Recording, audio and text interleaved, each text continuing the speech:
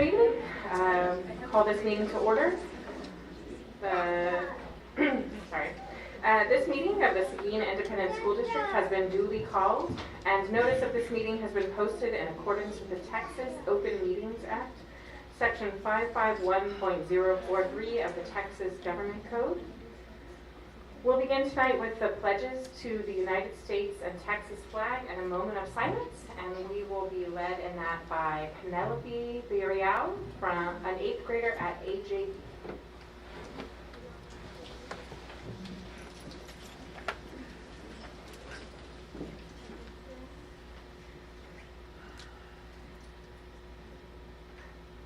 Pledge allegiance to the flag of the United States of America and to the republic to which it stands, one nation, under God, indivisible, with liberty and justice for all. Honor the Texas flag. I pledge allegiance to the Texas, one state under God, and one indivisible. Now the moment of silence.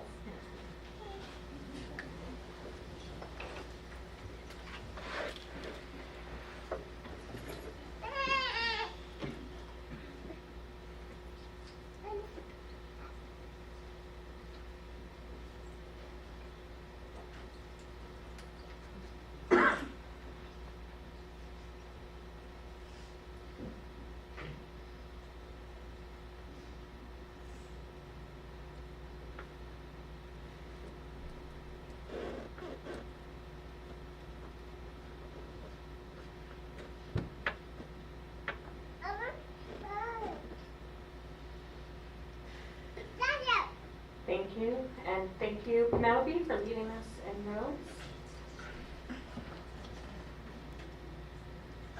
Our next item is our superintendent announcements. Dr. Lee.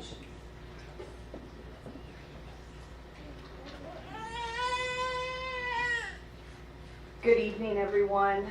I hope everyone returned from spring break ready for this final stretch of the school year.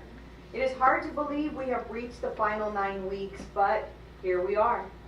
Our students are looking to their futures, and they are bright. 5 Seguin High School cosmetology students recently completed their required 900 hours and passed the written cosmetology exam, setting them up to earn their state licenses. Students will also have a chance to meet prospective employers at tomorrow's CTE job fair, hosted by our Career and Technology Education program. Thank you to our CTE Director, Sergio Javieta, and our CTE teachers for all that you do to help our students succeed.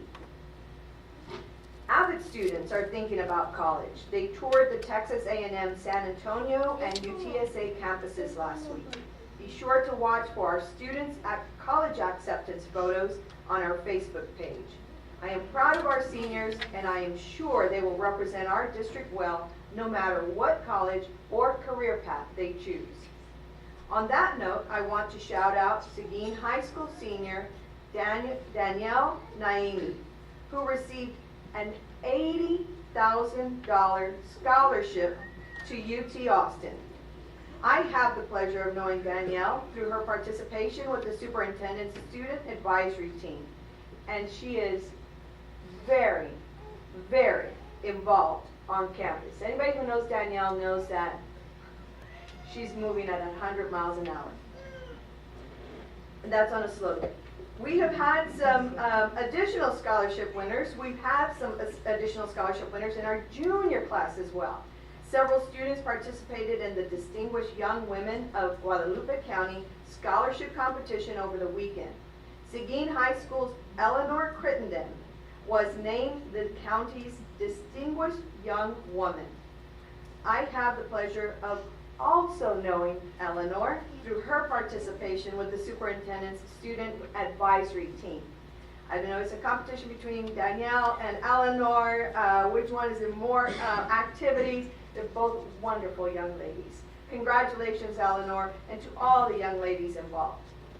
Our Matador student athletes are making names for themselves. 7 students represented Seguin High School at the state powerlifting meets this month.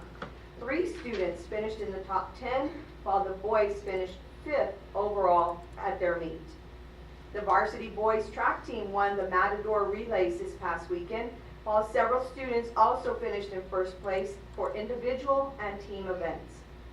The girls varsity soccer team made the playoffs for the first time. What a wonderful achievement, and I had the great pleasure of watching them play in that game, and they were just clicking along. It was just a last second goal that kept us from moving on. It was really great to watch that match. Baseball, softball, and spring tennis are also in full swing. Best of luck to our Matadors as they look toward the end of the regular season. Our Seguin High School Folklorico team brought home several awards from their debut at the Viva Aztlan Festival earlier this month. Meanwhile, AJB's symphonic and honor bands earned a sweepstakes designation at UIL, while the AJB tenor and bass choir earned superior and excellent ratings. Seguin High School has several percussionists who also recently qualified for state in solo and ensemble. They will compete in May. We are Matador proud of our students for exemplifying the Matador mindset through all these wonderful accomplishments. Seguin ISD is grateful for our community support. Thank you to the Guadalupe County Crime Stoppers chapter. We're recognizing our CTE law enforcement students for their recent training. We also appreciate the recent donation from the Seguin Lions Club to our Naval Junior Reserve Officers Training Corps, who I just read about crushing it at the Islander Challenge Fitness Competition. Congratulations to them. We also received an in-kind donation from Walmart for our Community Kite Festival. Thank you, Walmart. That being said, congratulations to everyone involved with the Kite Festival. It was a joint effort from our district, the City of Seguin, and the Seguin ACE program that brought out more than 800 people. That's a big jump from last year. I know Allison Seidenberger was a big part of that. I hear it was over 200 more than last year's attendance. Thank you so much, Allison. If you missed Mardi Gras with the Seguin Education Foundation, you missed a great party. Our community stepped up to bring in a record-breaking $163,500 donation. Of that, $10,800 will go to the Seguin ISD counselors to benefit student mental health and well-being. Thanks to everyone who came out for the ribbon cutting at Matador Legends Ballpark. I am sure it will be home to many wonderful moments and memories for our players.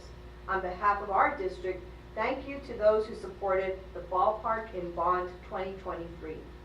We are also gearing up for the groundbreaking of a Bond 2022 project, our new agricultural science facility. Look for updates on that very soon.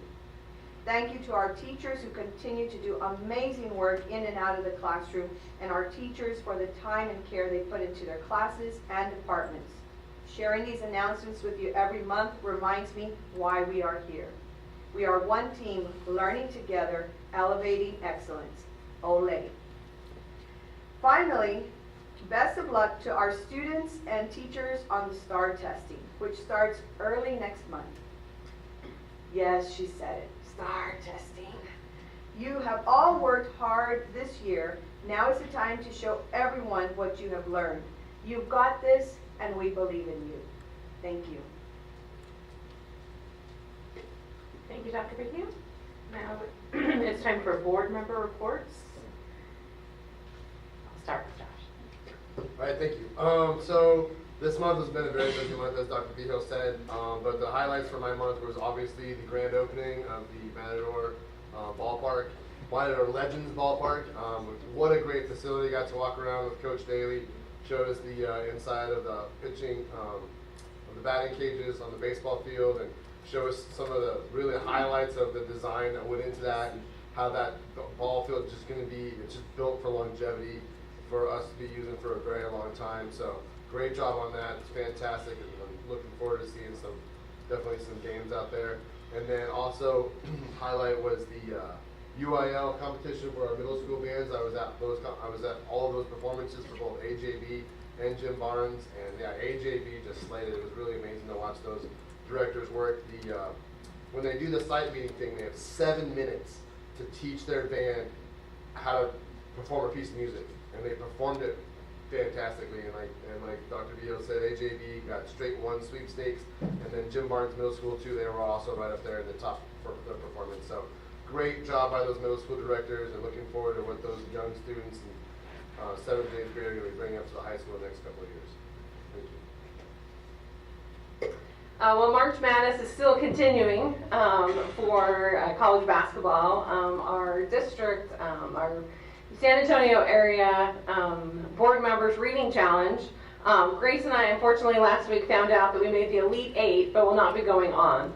I will tell you, though, is that I had the opportunity to read in 19 different classrooms in 5 different campuses across the district. And then just a highlight for me this month is just I'm amazed by the caliber of our teachers and just the engagement of our students in classrooms. It was fantastic to be able to be at a closer level and all of that. For me, it's just a ribbon cutting ceremony. I'll just name a few, and also the anyway, there's several events that happened throughout since we had our last board meeting, and it's just a showcase of all the great things that are going on in this district. Too bad I can't, unfortunately, working out of town, I can't make most of them during the day, but they always have some real good events during the day. That's all I have.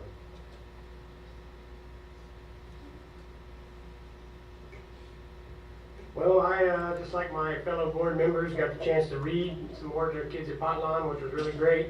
I really enjoyed the Education Foundation fundraiser as well. That was a good deal. I also got to tour the new Legends Ballpark with Josh and Mr. Daly. What a facility. Big credit to our architects and contractors and everybody that made that happen. That is an incredible thing. I didn't know this, but the walls we have in that facility, only the Texas Rangers have those walls in their ball fields. So anyways, pretty fancy stuff. Very, very impressive.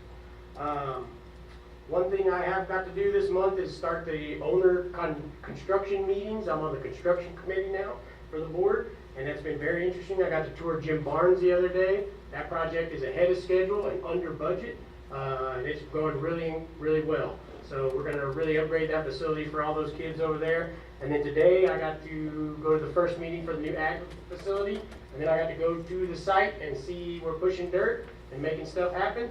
So that's going to be very exciting for everybody in our district to have that great facility to utilize for those kind of activities. Finally, one thing I'm a little proud of is I worked with Dr. Behill in the maintenance department and the folks at AJB, and we got some signage put in on the entrance to Breezemeister. And so we're very happy about that. As parents that drive through that line every day, I hope everybody smiles like I do and everybody follows the new signage. Hint, hint. Well, I've been to several things this month. A couple of highlights for me, attending the one-act play performance, which was fantastic, and I wish them well as they continue to advance. I went to the send-off for Ballet Folklorico. That was very exciting, and got to witness their teacher getting a haircut because he lost a bet, but that was exciting. And then I was able to attend an unveiling of public art done by some Seguin High School students at the American Legion.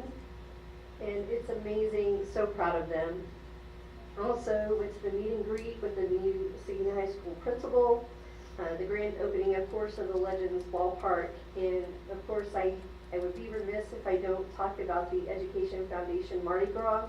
Thank you to everyone who attended and spent money. It was a record-breaking year for us, and kudos to the foundation and its directors and executive director for all their hard work. Good evening.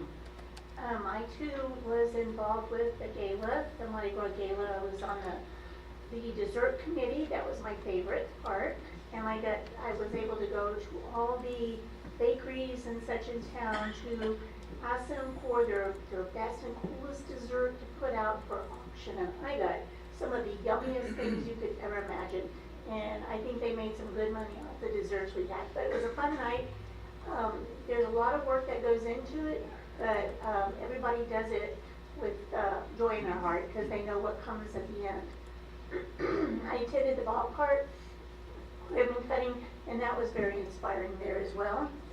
The reading contest was fun. I did a lot of reading across the street from me, well, down the street from me, the McQueenie Elementary School, and I thought I got my heart warmed when I walked down with a book, and some of the kids would holler, "Yes, Miss Miller, you coming to our class today?" And they were getting to know me, so it was fun to have them ask me to come into their class.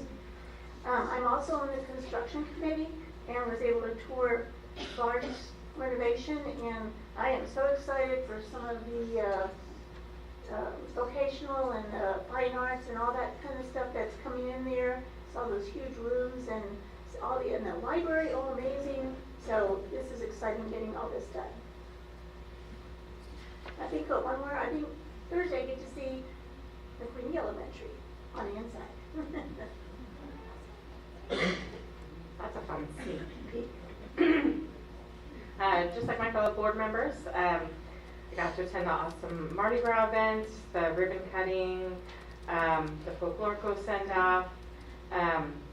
We also had students who competed in the Noche de Gala, attended the Kite Festival, and the one-act play. I've seen the one-act play twice now, and if you haven't seen the one-act play, they are performing at the district level on Saturday at Piper High School. We also have kids going to state in DI and going to the next level in UIL academics. So it's a busy weekend. Keep your fingers crossed and break a leg to all those. All right, moving on, we have recognition campus presentations. And we'll start with the student staff, board community recognition. Emily, Dr.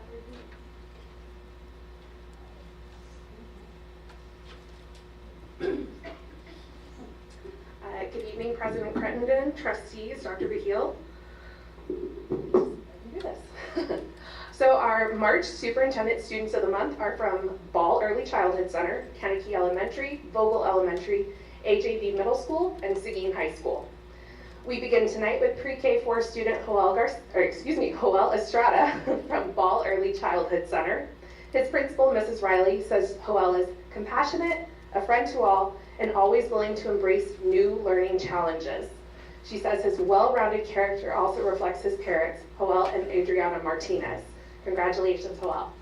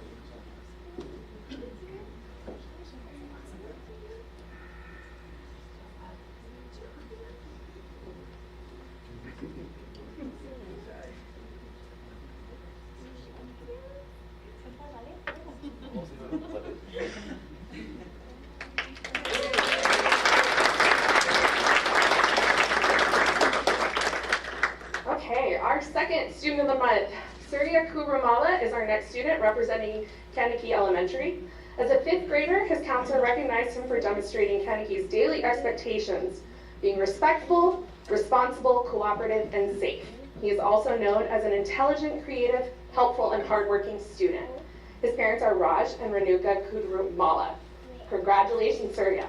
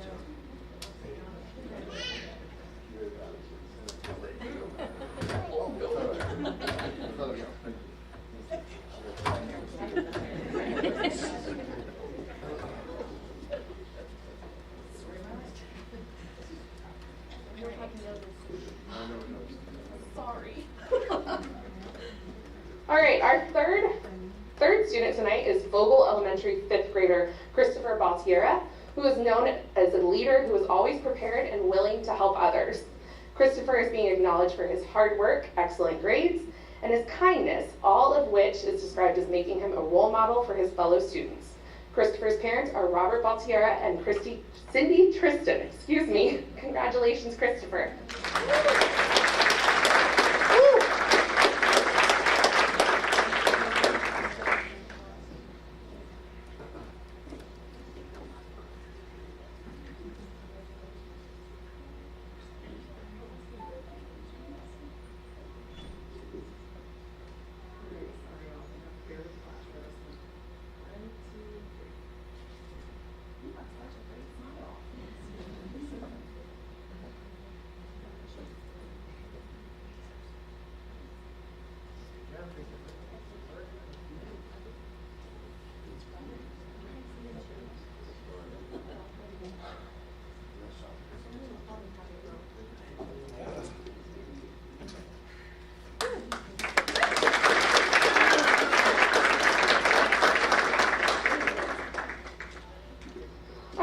Fourth student tonight, integrity, mature, and eager. Those words were all used to describe Penelope Villarreal, an 8th grade student at AGV Middle School, who you all met a little earlier. Her algebra teacher, Mr. Molina, says she is polite and hardworking. Penelope, I can't talk tonight, y'all, I apologize. Penelope participates in dance classes, choir, mariachi, and theater. Penelope's parents are Roberto and Angelica Villarreal. Congratulations, Penelope.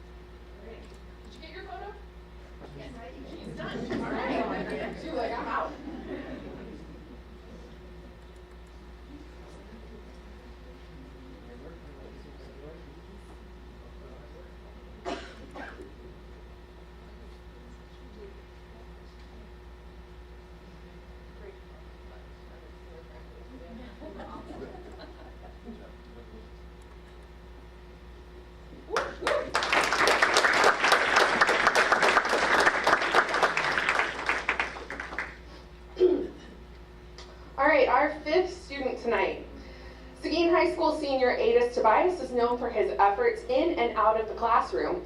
His counselor says he has successfully balanced challenging AP classes while still competing in baseball, basketball, football, soccer, track, and volunteering his time to several causes. His parents are Cassandra Casares and Abel Tobias. Congratulations, Adis. I just want to add here, the mom did not tell him why he was here.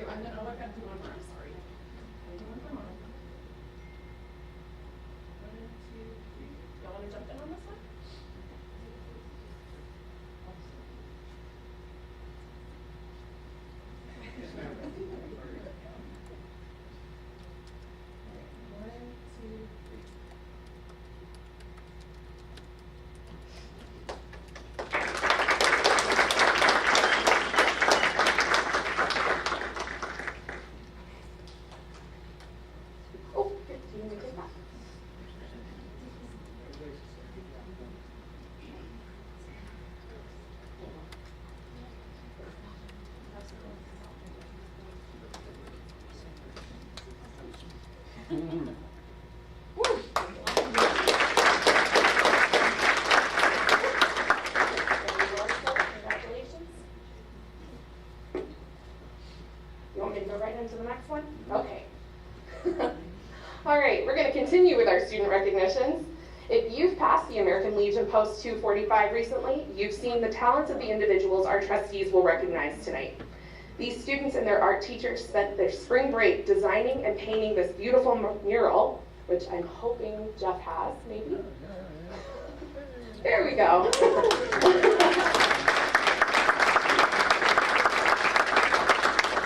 Thank you, Jeff. This beautiful mural that they call the Honorable Oath outside the Post on Kingsbury Street. So if you haven't seen it, you should go by and take a look. Now, the talent, dedication, and patience of the Seguin High School Visual Arts Club students can be enjoyed by our entire community. By working with the local American Legion, that shared mindset brought their art to life with reverence for our nation's service members. Tonight, the board recognizes Jade Hales, Haley Benavides, Brianna Bowles, Brooke Newbolz, Sienna Sines, Isabella Schrum, Madeline Menchaca, Jessica Cruz, and their teacher, Patricia Bernadette. Thank you, Matadors, for representing our district so proudly in our community. And I'm not sure if everyone's here tonight, but if I just called your name, would you please come up? Thank you.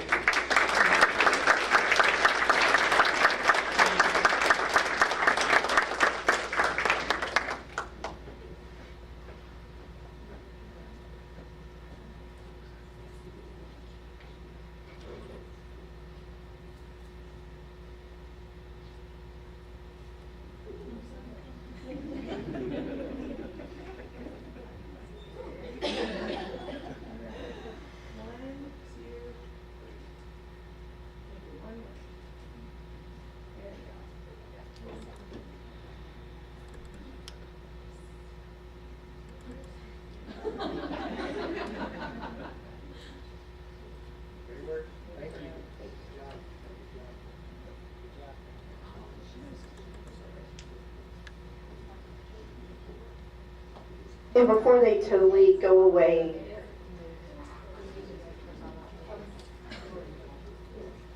Miss Bernadette, before you leave, I just want to present you with this Matador Mindset pin. And I have to tell you, I was at the unveiling of the event, and there were so many wonderful things that were said about our students, about your program, and about your leadership. So thank you for pouring your life into our students. We appreciate it.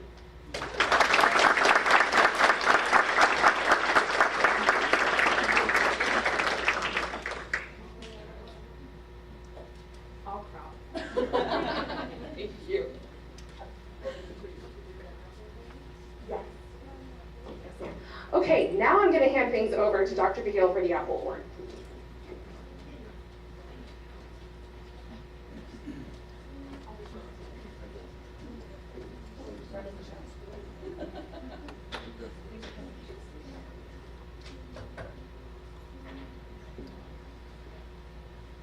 I don't have to tell you, we have some truly amazing people who make such a difference in our district and the lives of students every day. This month's Superintendent Apple Award recipient is a shining example of a Matador and our Matador mindset, one team learning together, elevating excellence. When asked about this month's recipient, one community member, another Apple Award recipient, said every decision that she makes shows her devotion to Seguin and its kids. She knows how to build a culture that represents a family. She is there for capital A, capital L, all students and faculty. She's the best of the best. Seguin ISD is so lucky to have her. Her guiding principle is help coaches, help kids, which helps create trusting relationships in an inclusive culture. Everything you want to see in your school leaders. This person joined the district in 2022 as Assistant Athletics Director and Athletic Girls Coordinator, bringing 13 years of experience to Seguin ISD. She recently led our Seguin High School volleyball team to a district championship. A Seguin ISD parent had this to say about her. She inspires and motivates student athletes for success on the court, in the classroom, and more importantly, as citizens in the community. Her knowledge, sacrifice, dedication, and love set her apart from others. In her spare time, the wife and mother of 2 children, coordinates the Leadership Academy and Beast Club Volleyball, volunteers as a rock mentor for the Texas High School Coaches Association, and supports the Student Life program at Seguin High School. We are grateful to have her in our district and proud of the work she puts in every day to support our students and coaches. On a personal note, I am deeply honored to have crossed paths with this amazing individual who shows compassion and love in everything that she does. I'm proud to introduce the March Superintendent Apple Award recipient, Ashley Ferris.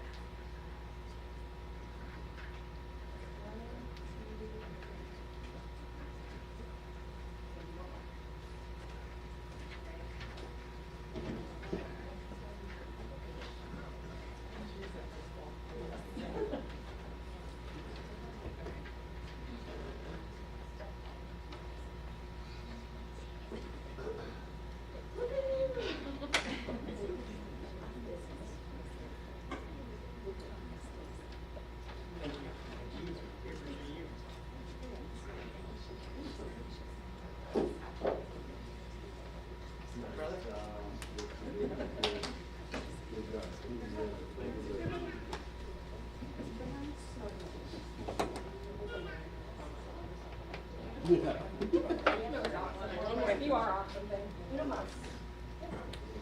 My show tonight, ladies.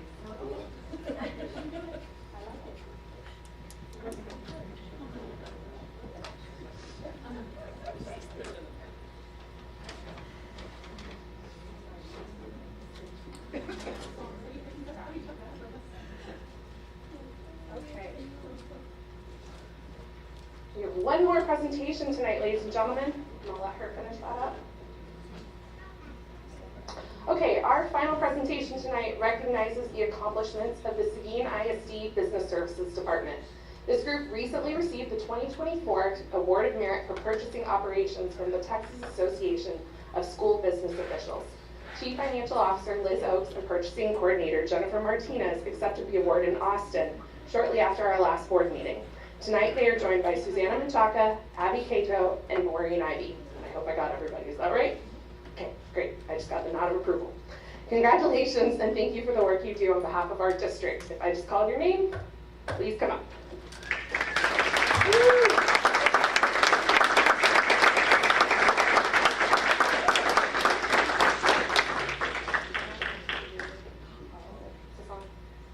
And I also want to present them with a Matador Mindset pin. It's purchasing accounts payable is it's hard to find the balance between hammer down on strict guidelines and doing what we need to do for kids. So I'm super proud of them for finding that balance.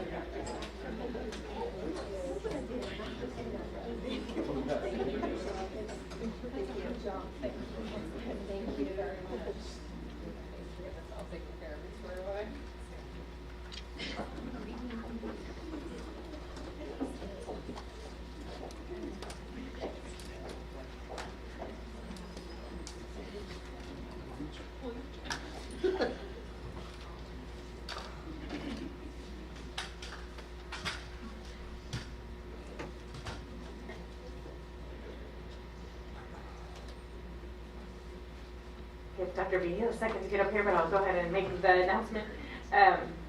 Next is our campus highlights, and Mr. Bright will be introducing that campus.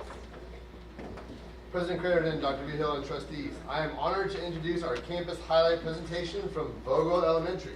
I am proud to have Vogel in my district, District 7. More than 460 students are enrolled in kindergarten through 5th grade. Their counselor, Mrs. Jenny Rodriguez, is here to present the blended learning model she uses in her counseling guidance curriculum, along with Principal Rhonda Trainer Garcia and Associate Principal Emily Rohde. We're excited to hear your presentation. Great. Good evening, Dr. Behill and President Crittenden and all the trustees. And we're excited to be back. And our counselor has gone to many conferences and she has brought back to Vogel what she has learned. So we're very excited for her to present her guidance lessons through blended learning. Okay, so I'll go ahead and get started. So we have the social emotional learning blended guidance lessons. So my vision was to increase student learning and engagement in a variety of Tier 1 social emotional learning activities. So the Tier 1 is all Vogel students. I also pull small groups, and that would be our Tier 2. My goal is to create a purposeful learning environment where students take an active role in their education, engaging in meaningful and interactive experiences. The benefits of the social emotional learning is to improve social skills, emotional regulation, empathy, academic performances, and reducing behavioral problems. So here are the blended learning stations. The first one is Mindful Matters. So this station focuses on activities such as mindful coloring, kids yoga, and breathing techniques. And then our emotion exploration focuses on emotional intelligence. Students work on emotional vocabulary and express by exploring ways to regulate their emotions with coping skills. And then we have the cooperation station, students working together, learning how to communicate compromise, and engage in good sportsmanship.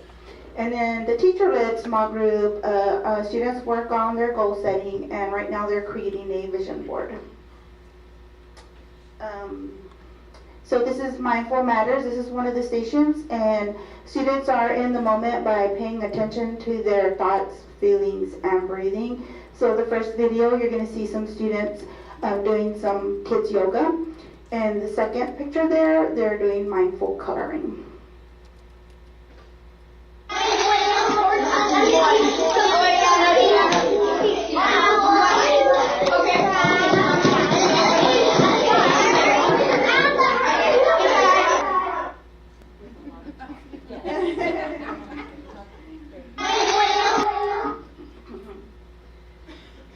So here's another video. Students are at a table and they're working on Mindful Matters. They're doing a coloring sheet.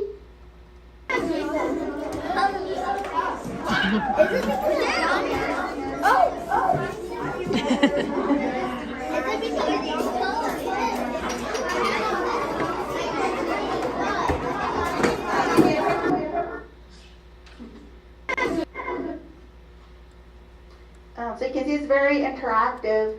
So the emotion exploration station here, students learn to recognize, understand, and manage their emotions.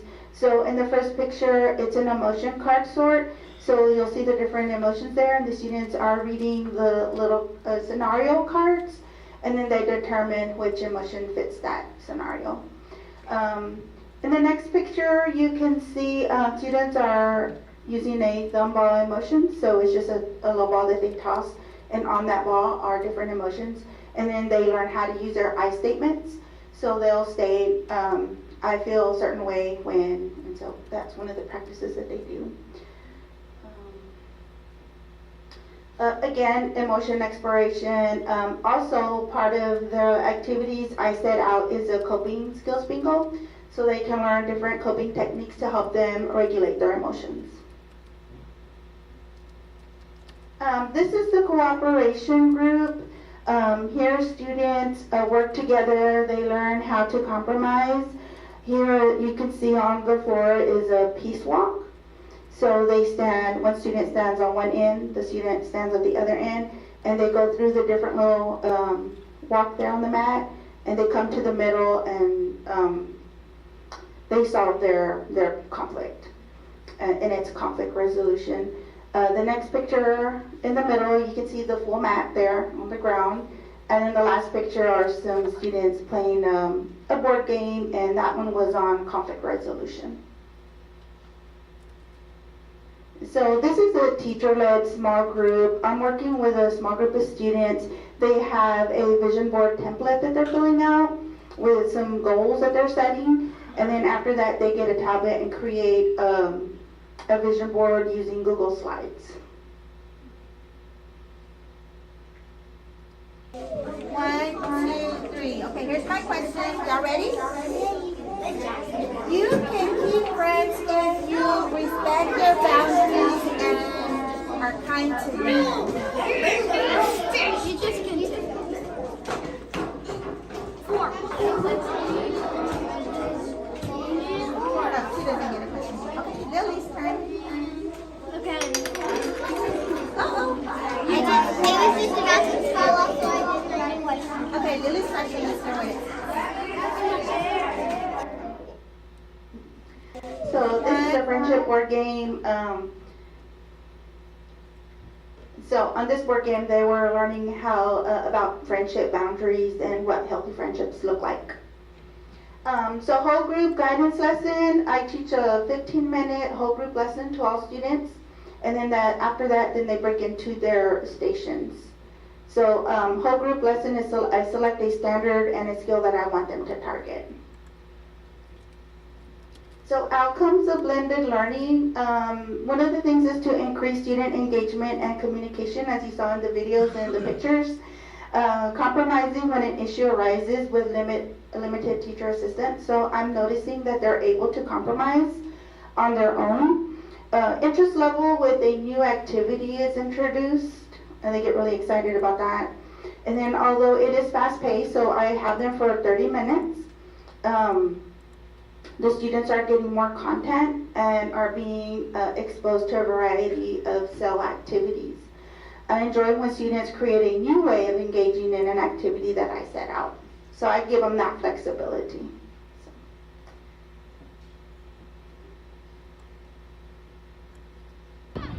Hi Lila, what do you like most about guidance lessons and stations? I like most about guidance lessons and stations is that y'all can like get out the word with everybody able to understand it and make connections. Perfect. So which station would you say is your favorite? I would say the blue station is my favorite because it's very calm and relaxing and you kind of just give your mind like a reset. Okay, and what have you learned from our guidance lessons and stations? I've learned to be respectful and in situations go to a parent or a teacher and don't try to solve it your own way because it can make things worse. Okay, thank you, Lila. All right. So, Marian, what do you like most about guidance lessons and the stations? I like it how you teach us and the kindness friend is most important because you always have to do something important. Yes. What's your favorite station? The red. Why do you like the red station best? Because it's like you have different games at every single table. Yeah. So what have you learned?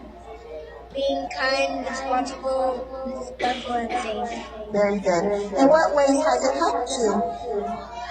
Like not to kick people out and pushing. That's right. Well, thank you, Marian, for talking to us. You have a good day, okay? Bye-bye. Hi, Olivia. Hi. So, what do you like most about my guidance lessons? I like sharing things with people. So you learn how to share in my lessons? Okay, so what have you learned about kindness? Helping people get up when they fall. So why is kindness important? Because when they just cry, so you have to tell the teacher, if somebody trips them, we have to tell the teacher. But if the teacher doesn't worry about it, we can't tell her. So important things, that's why. All right, well, thank you, Olivia, for talking with us. You have a great day. Hi, Lila. So thank you all for viewing my presentation.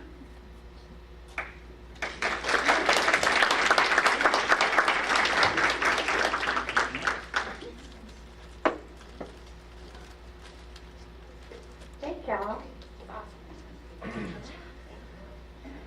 Next, item 3, audience with the board. The Seguin ISD Board of Trustees designates a time for audience participation at the beginning of each meeting to hear persons who desire to make comments in accordance with Board Policy EED Local. Those wishing to speak sign up before the meeting begins, stating the concern or noting the agenda item they wish to address. Audience participation is limited to 5 minutes. The board shall not deliberate any subject that is not on the posted agenda. We have 3 speakers this evening. First we have Xander Bien, and their topic is the bell schedule.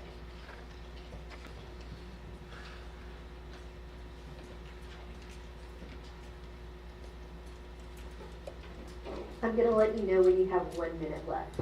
Okay, thank you so much. Good evening to the board and others. I'm Teacher Bien and I'm speaking today in favor of maintaining the block schedule for the academic year of 2025-2026. I know that there has been contention from staff, students, and parents alike about this development to our school schedule. I know that certain staff lost their professional learning community time in order to fill in empty slots for our master schedule. I know that some students have a hard time focusing for 90 minutes. I know that athletics have become more complicated because of block schedule. Despite all of these concerns, we must recognize that a block schedule is what's best for student success. To go back to the 7 or 8 period class structure, it seems that we as a campus are prioritizing sports scheduling, and fine arts instead of core curriculum. While these non-academic activities are extremely important for our students, we are first and foremost an institution of education, and we rely on student success as a marker for our own success as a school. Because of the block schedule, the academic progress that I'm seeing in students is undeniable. Especially in an EOC classroom, students have the ease of enough time to really understand significant concepts, which helps them perform better on tests and in their overall grades. We give students hours to take their EOC exam, so why would we expect them to be able to practice taking tests or writing essays in only 45 minutes? I spoke to students from my second period class today, and here's what they gave me permission to share. Sarah Elliott said, block schedule allows more time to learn and allows more time for teachers to have one-on-one time with their students. And it's also a lot less stressful because you have more time to work on things to complete them. Clara Spencer Dibble added, there were many times last year where we didn't get through a whole lesson or we didn't get to conference with our teacher because we ran out of time. 45 minutes just isn't long enough.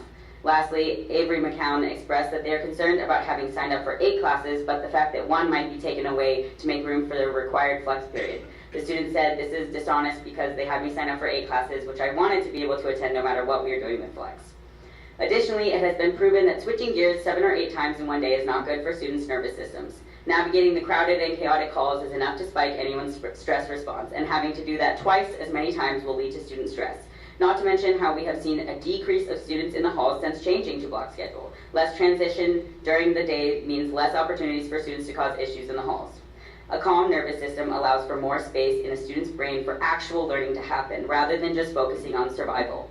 Stanford lecturer for the School of Education, Denise Pope, says a block schedule creates a saner school day by slowing down the pace, reducing homework, and freeing up more time for hands-on learning and collaboration, the things that we know will make the learning stick better and take some of the pressures off students. On the topic of emotional well-being, our community and society at large has seen an increased issue regarding students' use of social media and technology. Teachers and parents alike describe how students are glued to their phones. Kids are getting constant stream of dopamine hits in short bursts of minute-long media. Psychologically, this is making school more challenging because students do not have the attention span for learning, and in fact, being away from their phone mirrors the same symptoms described by addicts who are going through withdrawal. Students are more emotional, sensitive to stimuli, and anger easily. This is because they have not been taught the skills needed to breathe through the discomfort of being away from their device. As educators and adults who care for the well-being of our young people, we should be trying to challenge these addictions and not enable them. Having the skills to step away from the fast-paced, constantly changing whirlwind of technology will benefit students for their entire lives, not just in our classrooms. I have been at Seguin for 4 years, and every single year, the school adopts a new plan or application and then promptly abandons it.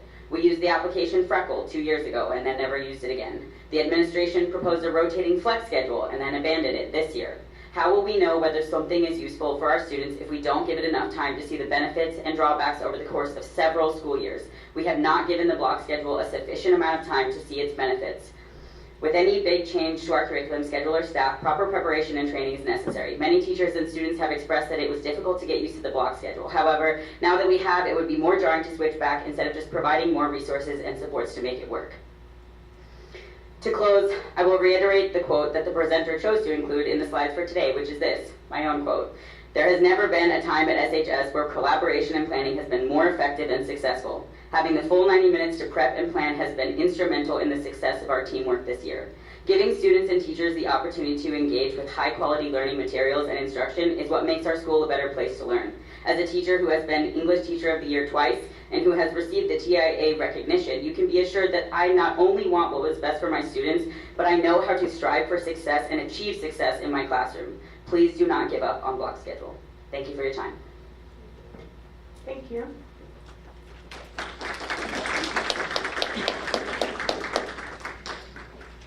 Our next speaker is Victoria Shoemate, also on the bell schedule.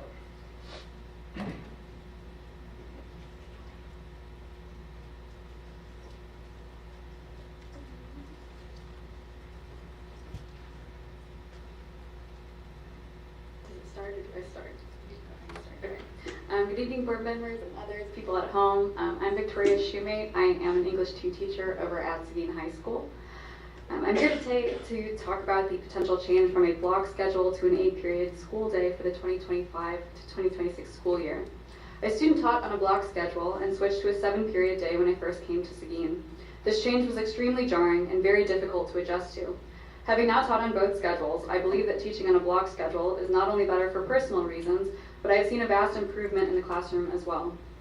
From my understanding, Seguin High School switched to a block schedule for a variety of reasons, some being teacher retention, student growth, and to model a college-style schedule.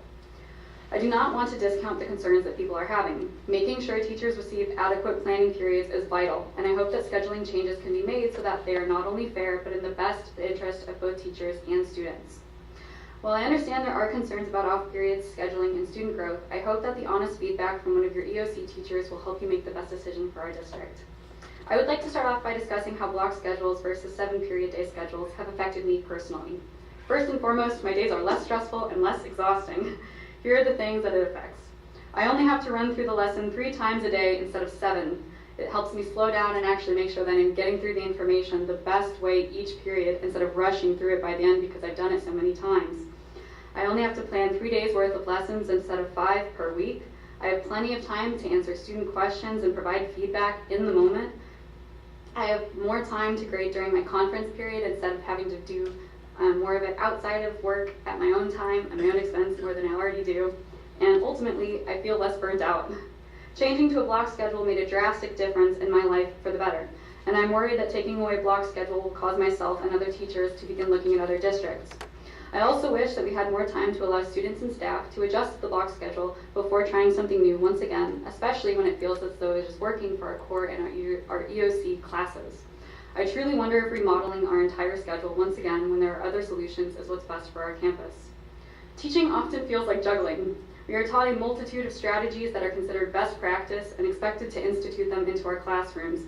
Looking back at this year and last year, I cannot imagine trying to do some of these amazing strategies in 45 minutes with all of the components we are expected to fit into a lesson. Warm-ups and exit tickets take 5 minutes each. If there's a passage you want to have students read, that's 20 minutes with annotations and adjoining questions. And what about including a jigsaw activity? That's where students kind of are able to teach each other. Well, they need time to prepare. And then we have modifying lessons and answering questions and going over directions, and then we are out of time. So what happens if we do the jigsaw next class? We need to review the text before we even get started, and the activity will not function as well as if they had done it right after consuming the information. If a student is absent during the day prior, it is more difficult to integrate them into the lesson if they then need to make up the reading in order to participate in the activity. Much of these activities are currently used on a block schedule to further student understanding and utilizing the skills or information that they just received. Additionally, these students would need to make up 8 classes worth of work instead of 4. I've been able to add some really incredible activities this year and feel like my lessons are well-rounded and actually give students the time to complete work in class and receive help if they need and they are struggling. It is my hope that this continues into next year. Furthermore, we want to make sure that we are checking students for understanding. If we want to give students feedback in the moment, we need the time to do it. There is not enough time to thoroughly teach a lesson, do an activity to practice, and provide feedback and meet our students' needs individually in 45 minutes in the most effective way. When attempting to fit in all of these components, I have felt rushed and oftentimes like I'm not actually able to get everything that I need to. This ends up affecting students' learning because not only are they being herded through 7 different lessons, they are expected to retain all of the information from each class and complete work for them daily. For me, being on a 7-period school day felt like being in survival mode, both as a student when I was younger and now as a teacher. I'd like to end by saying that I love these students. I really do. I taught them as freshmen last year and was lucky enough to move up with them this year. I really care about these kids. Oh my gosh, it's so embarrassing. And I would not advocate or ask for something that I did not feel was truly beneficial for them as students and also for me personally. I'm so sorry. I've seen a drastic decrease of student burnout in my classes because they're not using all of their energy in 6 other classes and trying to cram information into 45-minute increments and then expect them to retain it or then put it into practice at a later date. So here I am, not only advocating on behalf of myself, but also for my students. Thanks. Oh my gosh, I apologize. That's great. Thank you. Our final speaker is Theodore Barrett, also Buster.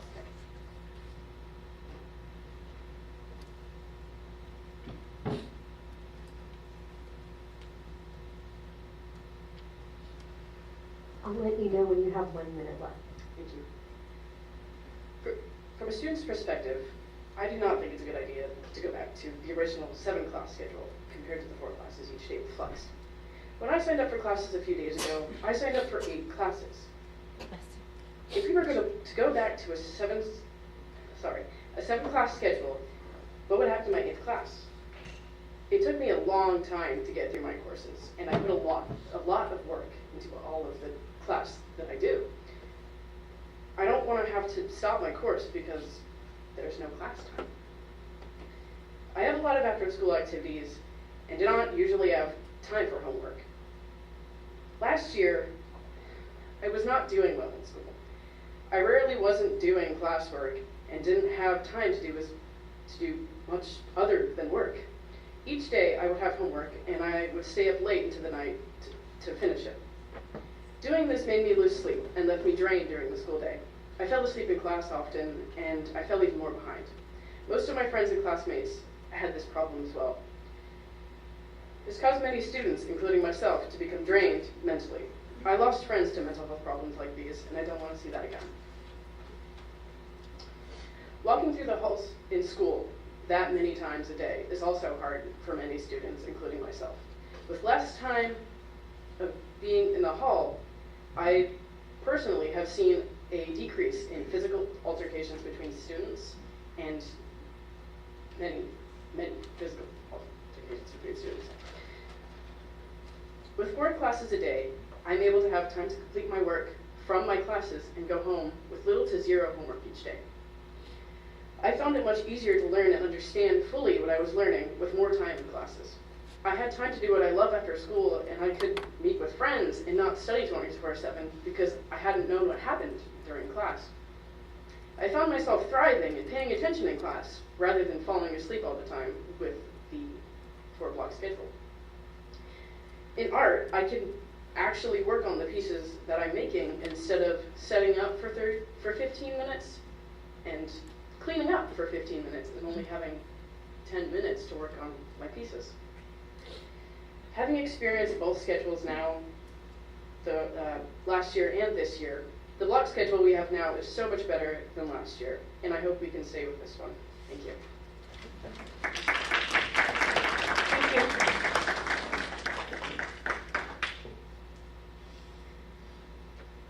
Moving on to 4A, reports and information items. The first is Seguin ISD mental health counseling presentation.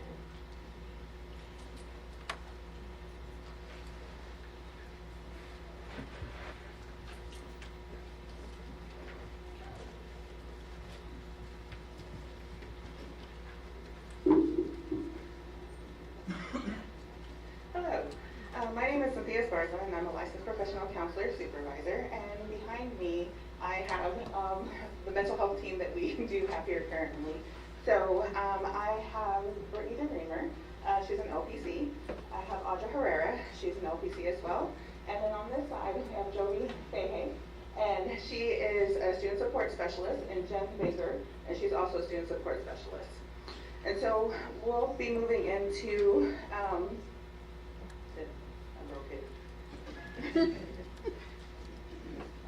okay, sorry. What our positions look like. So currently we have 3 grant-funded positions, which are at the high school, at Barnes, and at Jefferson. And that includes an LPC associate, and then we have 1 position that is coming in. And so the LPC at Barnes would be Ms. Herrera. And then I was at the high school. Well, I'm currently at the high school, but I will be transitioning into the 2 district-funded positions. So district-funded would be me, and then Ms. DeReamer. And so what an LPC is, it's a licensed professional counselor. And they hold a master's degree and also a license in counseling from the state of Texas. And so an LPC associate holds a master's degree also, but is provisionally licensed. And they are working towards their 3,000 hours to finish their complete licensure while being supervised by an LPCS. And so the LPC, as the supervisor, holds a master's degree, holds the license, has been designated supervisor following 5 years, of minimum professional experience, and then also has to do additional educational training. So with the 5 positions, this is a long way where we have come from when we started. So in the 2020-2021 school year is when I first started as an LPC here with the district. And it was just myself. So I was seeing individuals from pre-K to 12th grade. And so that is a lot of students to be able to see. And so when we saw that there was a great need, because we realized that there are not that many resources in Seguin that provide counseling. And if there are people in Seguin that provide counseling, their wait list typically starts from around a month to 3 months. Most of the time it's 3 months out. And also with this, we were noticing that families weren't able to take their students to counseling because most of the time they would have to go outside of Seguin, so to New Braunfels or to San Antonio. And having the ability to do that, whether they don't have money for gas, don't have a car, don't actually have the co-pays for their insurance. And with this here in the district, counseling is provided for free. So who can refer to us? So school counselors can refer to us, parents can refer to us, committees in schools, nurses, and with the grant, administrators can also refer to us. But one of those things that we really want to make sure that happens is that we want parents to be notified from those referrals that they are putting the referrals into the therapist. Because it has happened before where a therapist calls directly and nobody notified the parent that they were being referred for counseling, and the parents got upset because they didn't know what was occurring for them to ask for therapy. So we'll always want to make sure that that is notify the parents first. And so also when we look at the referrals and they come to us, or our student support specialists, we want to make sure that they have done all the other considerations whenever we're looking at multi-tiered systems of support. Because as Ms. Rodriguez was showing earlier with her mobile, is that counselors are able to do certain things, such as being able to look at emotions, being able to look at social skills, and that doesn't have to come to us. Since there are more school counselors than there are us, we want to make sure that there is that availability. And then also with social skills, we want to make sure that not only school counselors, but CIS can also work with that too. So if we're able to make sure that everybody has the students that they need, and then if they can then refer up if they need more help. So the next step after the parent is notified, then either the therapist or the student support specialist reaches out to the parent to set up the intake. And we also have to check for legal paperwork. So if there's any divorce decrees or any custody agreements, we have to have a copy of that first before we are able to actually do the intake, because we are not sure if both parents need to be able to sign the intake paperwork, or if one parent is not supposed to have any kind of contact, we're not supposed to have contact with them. We need to make sure that we're legally following what we need to be able to do therapy with the students. So when parents and therapists meet, it's typically an intake is about an hour to an hour and a half, because we go over 6 to 7 pages of background information for the parent and the student. And so if during the intake there is something that comes up, such as any kind of need, so if they need any kind of food, if they need clothing, if they need help finding a job, that is something that we can also look into helping them and provide those resources for them as well. So sometimes when we initially contact the parents, afterwards they don't answer. And so then when we try calling them for the intake, we try 3 different times to reach them to set up an intake. We reach them by email, we reach them by text message, we reach them by phone call, and if in those 3 times they do not answer, we check with the referral source one more time to see if they can contact the parent. If they cannot, then we move forward with the next one. And that's also for the intake. Sometimes they plan the intake, but then they don't show up for the intake either. And we allow them 3 times to miss the intake, and then we move forward. And this also is really important because on the next part, so for sessions, we provide between 6 to 12 sessions, and they occur weekly. But because with all the students that we work with or want to work with us, if the parents aren't actually getting with us, then we need to move forward to the next student that is on the list that we need to see. So depending on age and ability, sessions can be anywhere between 30 minutes to an hour. Because I don't know if you've ever worked with pre-K, but sometimes an hour is not something that they can necessarily stick with for the whole time for therapy. So we'll always make sure, and sometimes even a high schooler will do 45 minutes, but most of the time it's an hour. But we always check with our students to see what they can handle and then move forward. So each therapist has a caseload of 25, and each of us use different modalities. So some of that can look like play therapy, some of it's cognitive behavioral therapy, some is trauma-focused cognitive behavioral therapy, and then we have EMDR and eye movement, and I'm going to mess this up, desensitization, and reprocessing, I did it. Adventure therapy and also family therapy. So with family therapy, that is something that is great that we are able to do. I currently am the only one that does family therapy, but that is also a big thing because when you have, and we utilize the Outdoor Learning Center for that as well. Because I don't know if you've ever, or you have a family of 4 or 5, but if you put them all in a circle and have them look at each other just to talk, that gets intimidating and they don't want to do it. So we utilize the Outdoor Learning Center so that way we can move around, we can play games, we can do different things to where the family is working together to see that they can actually work together and move forward.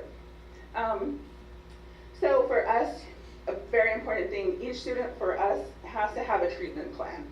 And then after each session, we must have a progress note. Those are things that have to be in their folders for us. And parents are contacted throughout their time that we work with them. Sometimes it's after the 4th session, sometimes for us it's at the halfway mark, but parents are always contacted throughout the sessions. And then at the very end, we will go over their progress and their goals that they have completed, and then we'll also make parents aware of the conclusion of therapy, because we also want to be able to provide them additional support if they need it, or we need to be able to then refer them out somewhere else. So as well as therapy, big thing that we also do is we provide crisis response at both the campus and the district level. We are on the crisis response team. And one of the community engagement and parent engagement, so providing trainings. One of the things too, like the Kite Festival that was brought up earlier, that is something that we take part of. Coming up on April 30th, we will be doing the Matador Minds Matter. So that will be in a family engagement activity that we'll be doing as well out there, Outdoor Learning Center. We provide resources, guidance to parents, staff, and students on an ongoing basis. Sorry, I'm trying to do it fast. And so what that looks like is sometimes teachers, sometimes counselors, school counselors will come to us and say, this student, I'm not quite sure which way to go. I'm not sure what I need to do. The parents are asking, they're like, I do not know what, I've tried everything. I don't know what else to do. Could you help me? And so then we'll be able to provide resources or provide different ways to go about working with that student. We are trying to grow by continuing to attend trainings and adhere to our continuing education requirements, because we want to make sure that we are up to date on the new interventions, and then also making sure that we stick with our rules and regulations of our license. The last thing, as far as growth, we are also providing internships and field practicum opportunities. So we are partnered with different universities to be able to get students to come and be interns for counseling interns, which really helps us too, because in the beginning when there was 1, when there was 3, then that helps us reach more students across the district. So considerations that we want you to be aware of is that the grant-funded mental health positions will end after the 25-26 school year. So 3 of the positions will be going away after 25-26. And this coming up school year, the 3 grant-funded positions will only be able to see students at Barnes, the high school, and Jefferson. The 2 district positions that were recently brought about by everybody, by the board, thank you very much, those will be seeing the rest of the campuses. And so we want to make sure that we are looking into additional grants this summer to be able to continue on with the other mental health counselors. And then we also want to make sure we are considering, because again, the resources for counseling in Seguin are small, so we want to also make sure that parents have come to us asking if we can see them. And that is something we really wish we could do, but we're unable because we can barely see the students. And so we are looking at different ways to be able to help parents as well. One of the other things that we are looking at is being able to have appropriate space within the campuses and in the district, because sometimes the district's growing so much. So all of the different rooms and different offices are being used, so we have to find a place to be able to have confidentiality, to be able to work with our students. Because trying to look at a trauma or trying to be like in your feelings and being sad and then having somebody right next to you, like hearing, because you can hear right outside the door, or there's kind of some like things going on outside, kind of gets away from the therapy that we're doing. So we're looking at that. We continue with education. We are continue doing training for educators. So trust-based relational intervention is a training that we have done before for the district. And we want to continue doing that for individuals because that is trauma-informed care. And so we also want that for parents. And so we're looking at the way to try to do that for parents, since it is a 6-hour course. And so we understand that parents can't always be here for 6 hours. So we want to make sure that we can like maybe do it 2 hours every other day, every week, but we are trying to do that so that our families know that we are trying to work with them as well.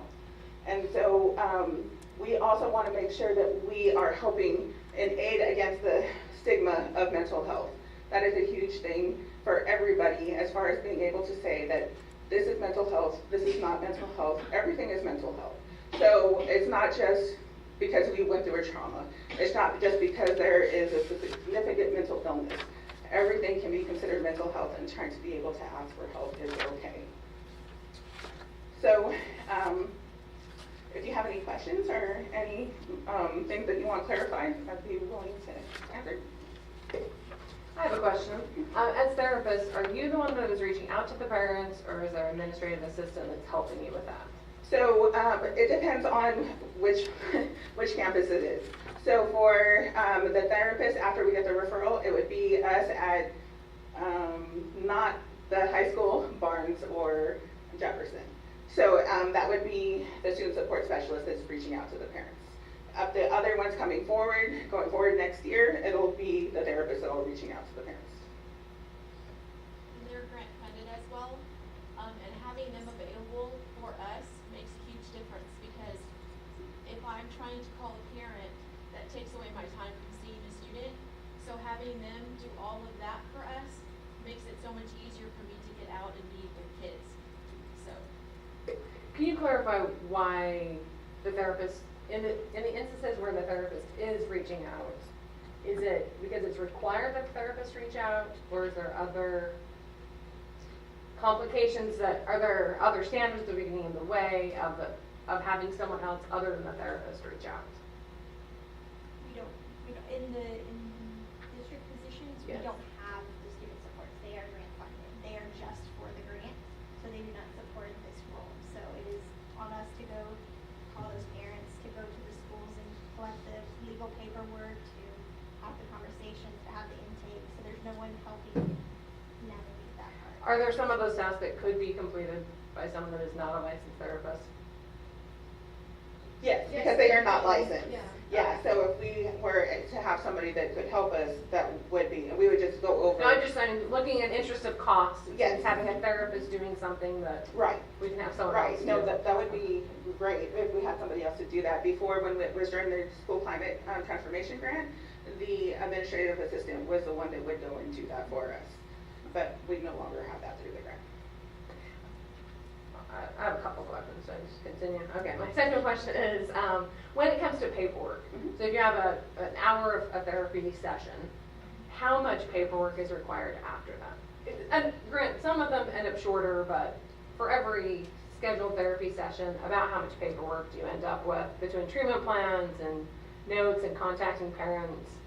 Yeah, so we typically try to have a day for that because of how many, 25 students that we have. So we, again, every session that we have to do those progress notes. So I try to take at least 15 minutes, but if it gets to the point where I'm seeing student right after student right after student, that I have to make sure that I write notes and then do that like on a Friday, hopefully, or some other time that I don't have students, because I try not to get where I have everyday students so that I can do my paperwork. But between 15 minutes to 30. Yeah. And then if you've communicated with the parent, I always keep a communication log because I want to know what was said to the parent on what day. And so that's all logged as well. So it does take time. So like you said, an hour, and then you figure, if you had to call that parent, that's another maybe 30, 45 minutes. And then if you're doing a progress note, and then writing the communication down. So it does take a lot of time for just one individual. Right. I mean, doing that, you're doing 25 sessions, and then you're adding another 15 hours of paperwork on top of that. That gets to 40 hours very quickly. Okay, my last question is, as far as working with other community agencies like CIS, Connections, kind of talk a little bit about how you partner with those other organizations. So with CIS, CIS is something very dear to my heart because again with CIS, when it started in 2017, myself and one other individual were the ones that started the program. And so that is something that I always make sure that I continue on with them, because with CIS, some of them are licensed and some of them are not. So we always want to communicate as far as, okay, look, can we do this? Can we help you with this? Can you help us with this? And be able to say, okay, are there other resources? Because with communities and schools, they also have licensed therapists that are coming into the schools. So, hey, if they are CIS students, we want to make sure they go that route so that other students that do not have CIS can see us. And so outside agencies, we do collaborate as well. Like, this is another thing, like through UT Health Science Center, we're trying to get Youth Aware Mental Health to come in to do different programming. So that is something that and then as well as the Children's Advocacy Center, we always reach out to them too, to be able to see what trainings they can do to help with us, what we can do to help with them, and so that, again, there's not an overlap, because we want to make sure that we utilize everybody as much as possible so that way we can see as many students as we can. And we do use Blue Bonnet Trails as well. However, like as far as I said, you find that a parent has either already been there and they're not very fond of the organization, but you have to remember too, like she said, there's always a long waiting list. So it takes months and months for someone to possibly get into even the facility. So. And one of the things with Blue Bonnet that we have noticed over the past couple of years is that they do not have a therapist for children and adolescents.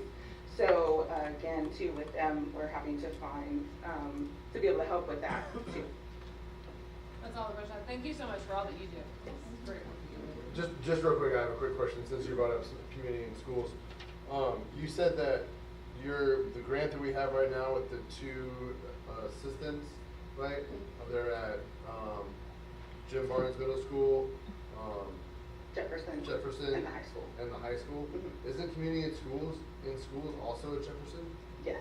So we have overlapping services with them? Not quite. So with the services that they do as far as social work and being able to help with the different needs that are there, because that's a tier 2 and tier 1 services that they are providing. And so there are some, when they do therapy as a tier 3, we always make sure that we're not seeing the same kids. So at those campuses, they are able to see completely different kids. So that's why we were making sure that we're trying not to overlap. But you're saying as far as just having somebody there. Yeah, I'm just saying that by having somebody there, so we have one of our people from Jefferson, and then we have a community and school person at Jefferson. But we can't move one of our people over to one of the other 13 campuses that we have? No. So for the grant that is currently that they're funded under, they're already specifically named for those campuses. Okay. And CIS does more skill building in groups, more like case management stuff. And the two, I believe they have 2 right now, counselors that they contract with CIS. They are not housed at any campus. So they come in to see kids, and that's only at their availability. And they can say, I'm only going to see 5 kids in Seguin ISD, and they can certainly do that. So what I'm hearing is that they can only see five students at their choosing.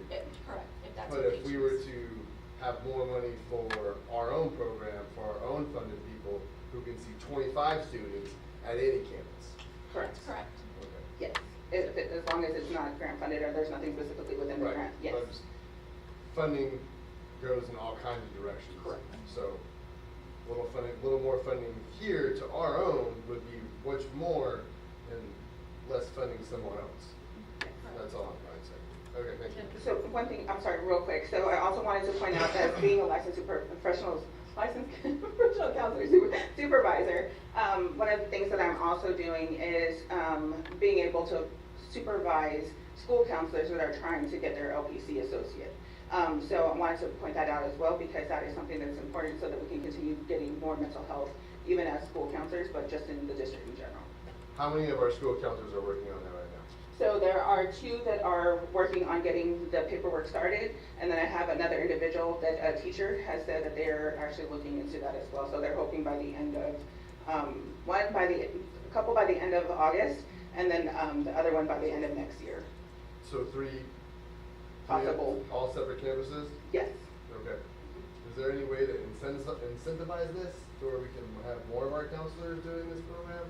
Because I think that would be really helpful, right? If all of our counselors were LPCs. I would say that it's already incentivized because they get it for free, whereas if you go to an outside supervisor, then you have to pay $300 a month to your supervisor to get those $3,000. Oh, okay. Yeah. It took me 2 years times 300 a month, so. Yeah. And it's Um, free. Yeah. And we have that advertised out to our school counselors that this program is available to them? So that was something that was advertised to them, and that again, it was provided through the grant funding for me to be able to provide that supervision for free. So that is just something that we would have to continue to look at, so that I can provide that for free for the school counselors. Right. That sounds like an important program that we need to make sure we have that all fed in one place. Thank you. Great work. I just want to shout out Cynthia Sparza and the entire team. I've heard this session multiple times, and it really began when she showed this presentation to our Ministerial Alliance members, and so the picture in there is them receiving the Matador pin. We just greatly appreciate everything that you do. Thank you so much. We appreciate you. Thank you for your time.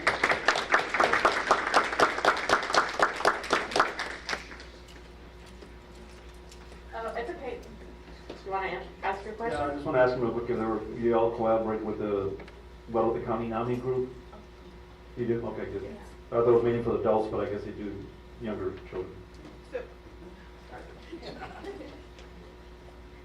Yeah, so for the past years too, we have collaborated with them to be able to do, like in May, they have the festival that is downtown, they moved it to the convention center. We make sure that we are a part of that every year as well. Can I clarify one quick thing about the grant too? So that was the grant that we have right now, the Stronger Connections Grant. That was how it was required to be written to pick the 3 campuses. That's why that we have the one at Jefferson, Barnes, and the high school. I just want to make sure that's clear. Thank you. Thank you. Item 4B, Matador Special Services Department Program Review.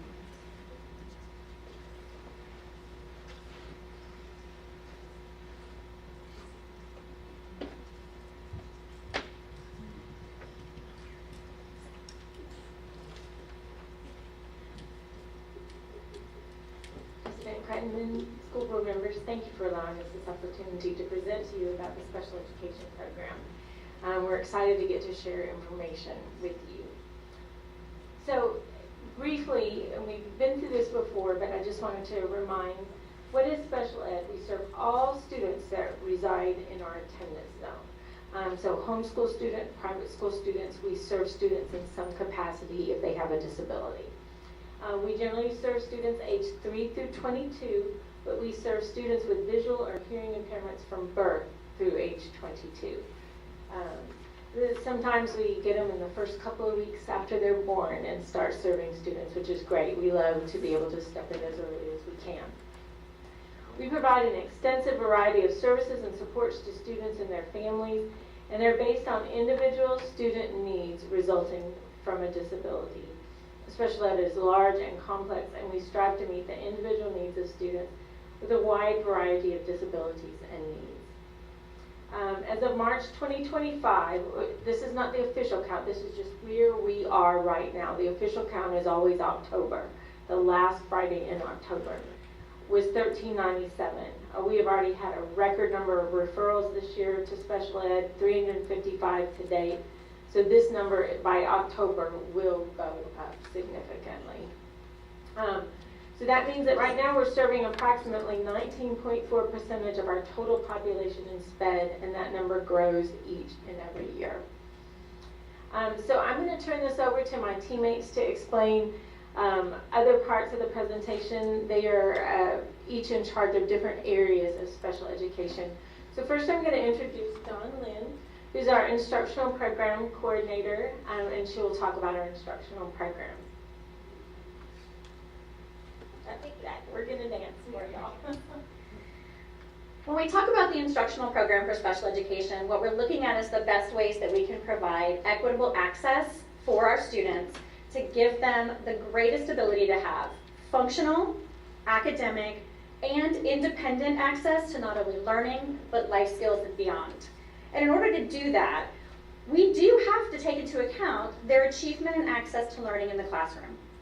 We know that when we look at our special education student achievement data in looking at last year's STAR results, the district SPED STAR results for 2024, our fall and spring interims, and looking at those comparatively, we can see that there is a general proportional relationship in how those are affected with our Tier 1 peers in a proportional relationship in the achievement of our special education students. We recognize that gap, and we want to work to make that gap close through specially designed instruction, through access for our students, through accommodations and modifications that are specialized and individualized based on their needs, through assessment, and through access that is appropriate for them. We continue to work on building that through access with our Region 20 partners, with our Lead Forward partners, and with our community within our campuses in building PLC relationships and in building access with our teachers so that we can build the capacity of each of those teachers, have them feel confident in maintaining that, and continue to close these gaps that we see in equitable access for our special education students. However, when we look at our state comparison, we recognize that our students in Seguin ISD are performing at a comparative level with those state students. For us, we want to see us surpass that. We want to see them be able to be the shining stars within our state. Ways that we support our students in being able to do that include inclusion support, which is provided at all campuses throughout our district. It consists of teachers and trained peer professionals within our district providing in-class supports and educational opportunities. That's planned with the teacher so that we make sure that those students have access, their accommodations, necessary modifications to access their Tier 1 learning as well as their specially designed instruction that they need. We also have students who receive pull-out services. Those students might be in what we call a resource setting where they have a specially designed class where they are with a teacher who has the core content as well as the ability to modify that work and work independently with them. Or we have small intervention groups. We predominantly see this at our elementaries being pulled in to be able to focus and target in a group activity with the students at their individual needs and focus on their goals. We do have dyslexia instruction programs at every campus in the district. This is now under the special education umbrella. Previously, it had been housed between both 504 and special education. We have had a 30% growth rate since 2018-2019 school year in our students who receive dyslexia instruction, and that continues to grow under our special education umbrella.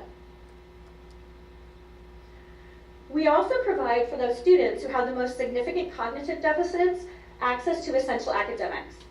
These students work on an alternate curriculum that's designed to provide an access to general education as far as it is alternately created for their specific level and needs. So they're able to work on functional skills, adaptive skills, and anything that is necessary for them to not only access academic learning, but functional, career, vocational, and continue to grow forward. So we do this, we have students in all kinds of campuses, all the way from our elementary through our high school that receive essential academics learning. They also can receive individualized supports that might include adaptive PE and physical education through adaptations, or occupational, speech, or physical therapy. After our students have an opportunity to complete their high school curriculum, we have the flagship of transition programs here in Seguin. It is Seguin Works, our 18+ program, and it is phenomenal. Not only do they provide an amazing opportunity for students to learn excellent vocational skills, but socialization, building on understanding how to be able to be very active and engaging for themselves, and also being able to work and transitioning into adult living and goals. So the program is housed at the Sager campus, and it's something that we provide to students who are eligible for the program and work on as IEP continuers. As you can tell, I get pretty excited about the instructional side of stuff, but now I'm going to hand it over to Chelsea Long, our behavioral coordinator. Okay, so for the behavioral supports that we provide at Seguin ISD, we are one of the only districts in Texas that actually have behavior reset centers. And those centers really support students across the board. So you don't have to just be in special education to receive that service. If we see a need early, we want to address it early so that it doesn't get to a tier 4 level, and then the students can get that support through the reset centers. They are housed on every single campus, and our campus administrators have been very supportive through the process of setting those centers up. And you guys have the numbers of what that looks like for how many students we're serving in the reset centers through MTSS. So that's tier 2 and tier 3.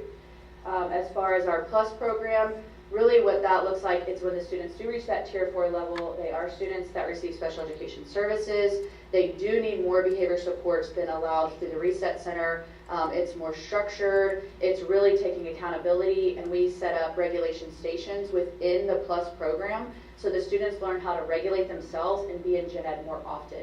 So the whole point is not to have them self-contained out of the classroom. We do understand that behaviors occur that will need them self-contained at times, but there's plenty of evidence out there that shows that when a student is self-contained, it's much harder to reintegrate the longer they are self-contained. So we do try to self-contain them for a period, teach them the skills they need to be back in class, and then hopefully they'll be able to use those skills moving forward. So our PLUS programs are at Weinert, McQueenie, Vogel, Barnes, AJB, and the high school. And I do want to say we have an amazing behavior team that works with the students, and we are one of the only districts that has dismissed 16 students from a behavior setting program in our area. So that's a really high number of students that are being dismissed from a specialized setting, and that contributes to the behavior team and the administrator support that we have.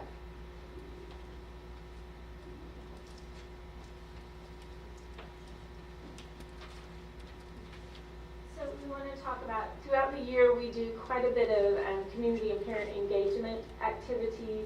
We sponsor a Halloween Fun Festival. We heard from a lot of our families that the Halloween carnivals are too much for our kids.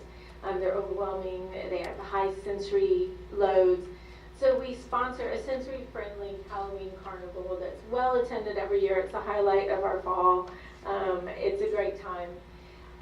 We also do a Christmas extravaganza for our students in EA where they can come and participate in we have a story, a theme. Last year it was the Polar Express, this year it was the Grinch, and have activities and fun at the Christmas season.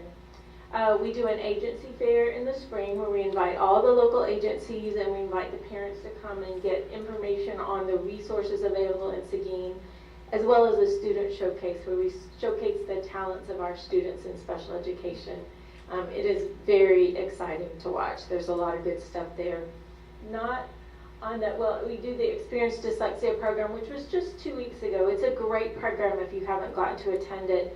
You will be able to experience what it is like to have dyslexia yourself. It is a wonderful way to understand what students go through in the classroom that may experience dyslexia. It's very eye-opening and changes the way you think about students with dyslexia. It's a wonderful thing. One other thing we're doing that is not listed, we're doing a pre-prom practice for our students in essential academics classes. That will be Friday, where we have the full-on prom experience. We have the music going, the dancing. so students can get an experience with the way the prom will be run, so they're not overwhelmed the night of the prom, or if they are, they know what to do. They know where to go and how to handle a prom situation.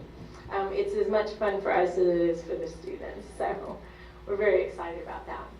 And now I'm going to turn over the presentation to Allison Higginbotham. She's our 504 program coordinator.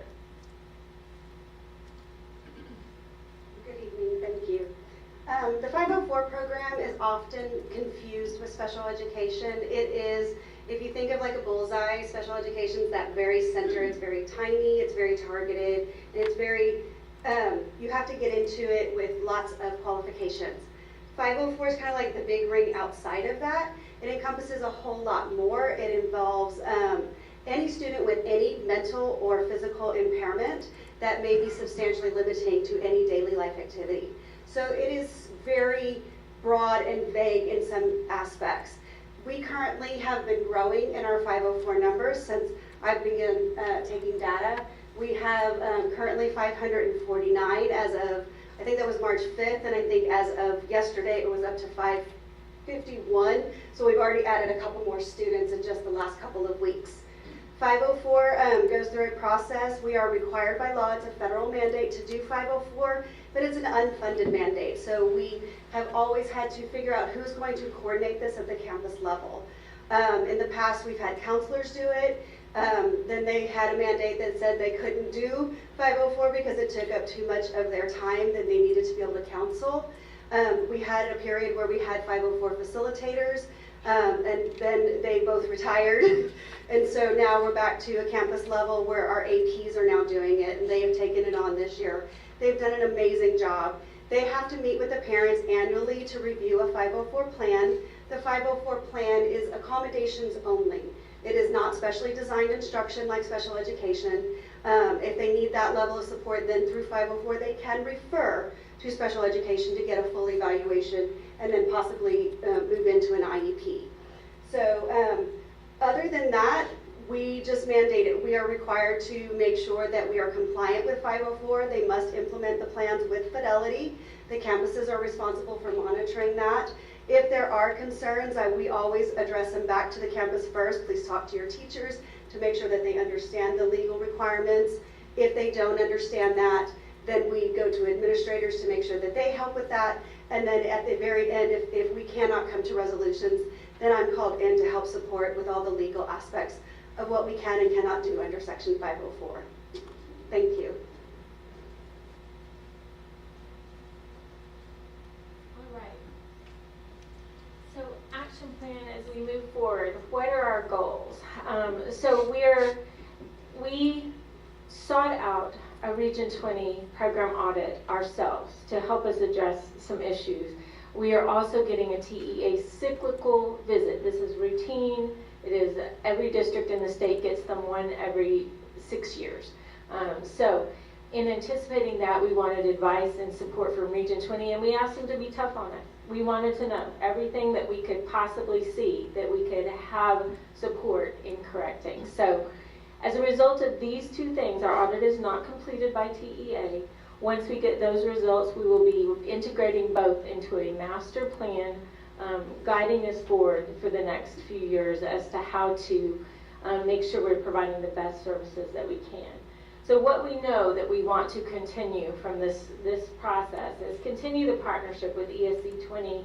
And we are also in another project with ESC 20 with a state liaison to help us look at relationships and inclusionary practices to make sure that we're providing the most inclusion support that we can to our staff, students, and teachers. So we want to provide more training to teachers. We want to explore barriers to student success. What is keeping our students from being able to participate in the general ed curriculum? And then improve the educational supports provided on campuses. We want to talk to each campus and get ideas about what would work on the campus. We want to work in small groups on the campus level. Special ed has to be managed as a partnership between us and the campus principals.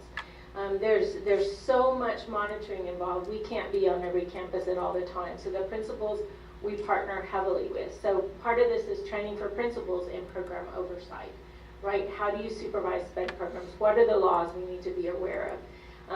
So we are very fortunate to be able to work with the great principals we have in order to provide oversight for this program. And we want to continue that in providing those supports to our principals. And develop comprehensive staffing proposals and staffing formulas to ensure staffing stays current as the year progresses, given our high growth. So we're seeking guidance on how do we project forward, because projecting for growth from last year is too little, right? So we need to start looking ahead and projecting 1 plus 0.5%, or rather than just the percentage we've been projecting. We've got to keep up with our growth somehow. So we're seeking guidance on what are some good staffing patterns to engage in, and how do we know when we need more staff and things like that. We are in the process right now conducting audits of behavioral intervention plans and developing trainings for staff. And I don't know, Ms. Long wants to address that more. One thing that came out of the audit was that some of the PLAF statements had not aligned with having a behavior intervention plan. So that's the impact statement of the student, where they currently are, and the struggle was in behavior, but a behavior intervention plan didn't align with that statement. So we did do an internal audit based on our consultation report to see where the discrepancies were and how we can fix that. Because we do want students who need behavior intervention plans to have them, but we also want to make sure we're following the continuum of services, which is giving them that reset support prior to putting something in that's this restrictive. We were very thorough in trying to identify where we could provide those additional supports. So the PLAF she mentioned, this stands for Present Levels of Academic Achievement and Functional Performance. It's a required part of the IEP that our teachers have to complete to discuss the students' needs. What are their strengths and what are their needs? So it kind of guides the whole document, the PLAF. It's a funny word, but we throw that out like it's nothing, but I wanted to make sure you understood what a PLAF was. So that's a big part of that. And the impact statement is something that's relatively new. TEA, the rules, the laws are set in stone, right? They don't change over time unless there's a legislative change. But TEA interprets rules differently almost each monitoring session. So as districts get monitored each year, there's new things that come out, different ways that TEA wants to see things done. The impact statement is one of those. Years ago, it was a checkbox. So you just checked what areas does the student's disability impact their education in, and it was English, math, science, social studies, other, write-in, right? TEA changed that to it's a formal statement that we have to make, and they want to see things align, which is a great idea. But this was just in the last few years. So we're in the process of really integrating that, teaching our teachers how to write these impact statements, and monitoring them for quality. So it's new but not new, if that makes sense. So they kind of change the rules on the fly as they audit. That is common. So we're also conducting comprehensive campus sped program reviews with our principals, as I mentioned, and developing a schedule of program walkthroughs. We love to walk the campuses with our principals to see the good things and the areas that we really need to focus on. It helps both of us in conjunction to see what's going on the campus in real time. And then we've got to find a way to increase our number of staff in all aspects of the special ed program. We need more people to help support teachers. We need more teachers. We need more speech therapists. Unfortunately, it's not as easy as just saying we want more. Even adding positions isn't necessarily going to fill our slots. So we're working with HR on a comprehensive plan of incentives and different things that we can attract people to our district. This is a lot. It's a brief presentation, but we've shared a lot of information with you. We are happy to answer any questions you might have. I got a couple questions. Yes. Real quick, you said our current number is 1397. Yeah. What was our number in October? Because the state goes off of the October number. The October count. To fund us through the year, right? Yes. So what was our number in October? Do we have that? Right now, we're actually at around 1407, but that's with loss and gain of students throughout the year, those that have transferred out, those that have transferred in.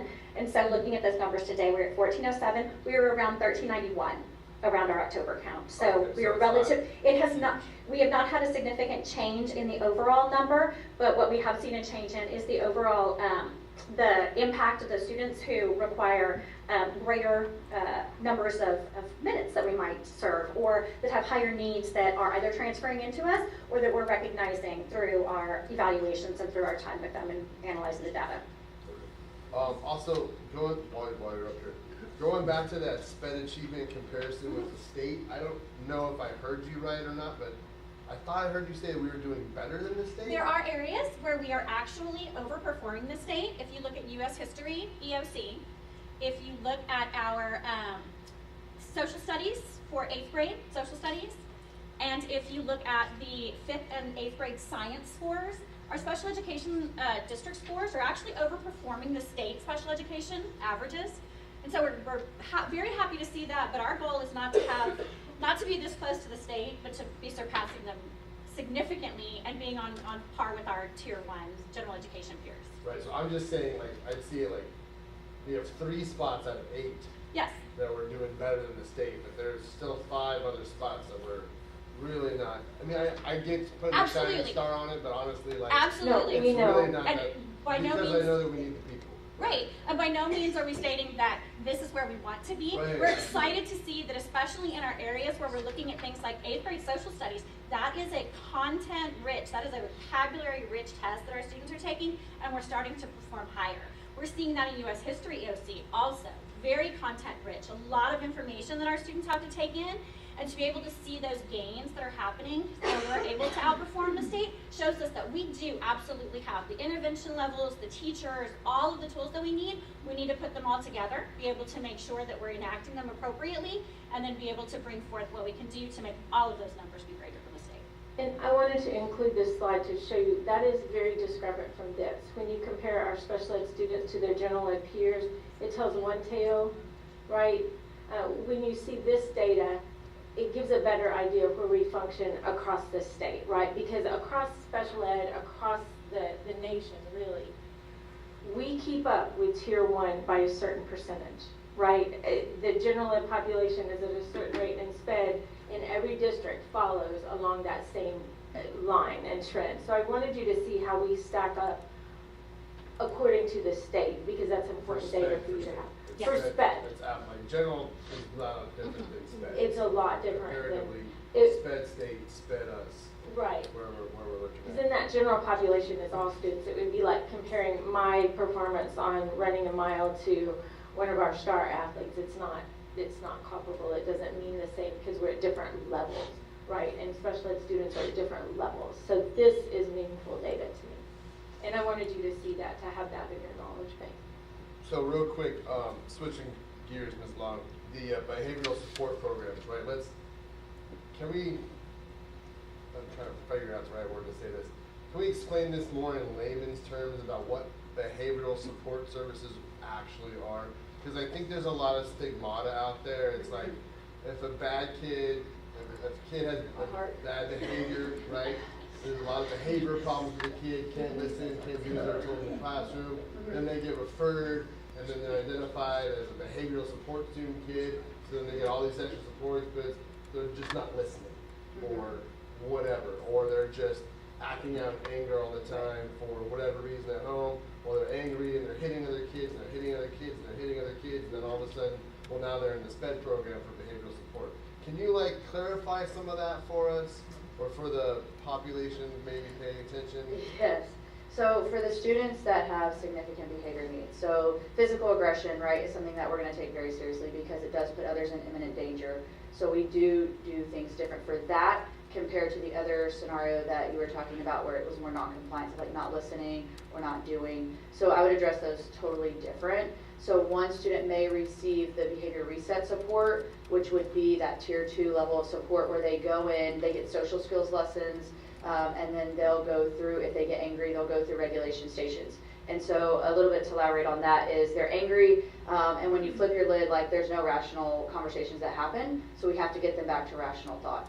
So they'll sit and they'll have that conversation, they'll make a plan moving forward, and then when they get to the last zone, they practice that skill.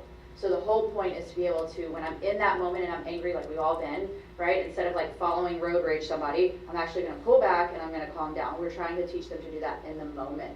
So when they get referred for special education and they're a student who needs behavior supports, there's still a continuum that has to be completed before we go to a plus program. It is the most restrictive thing that you can give to a student for behavior across the board. So it's tier 4. It's the last thing behavioral support wise within the district that we can give to a student.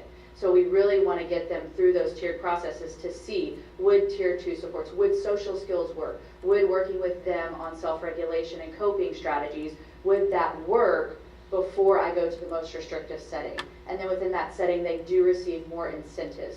So we have things that are evidence-based, like token economies, where if you do the right thing, then you're earning this amount of tokens, right? But we're also implementing that if they make a poor choice, right, not bad kids, but a bad choice, if you make a bad choice, then you have to spend your money on that, because our whole goal is accountability.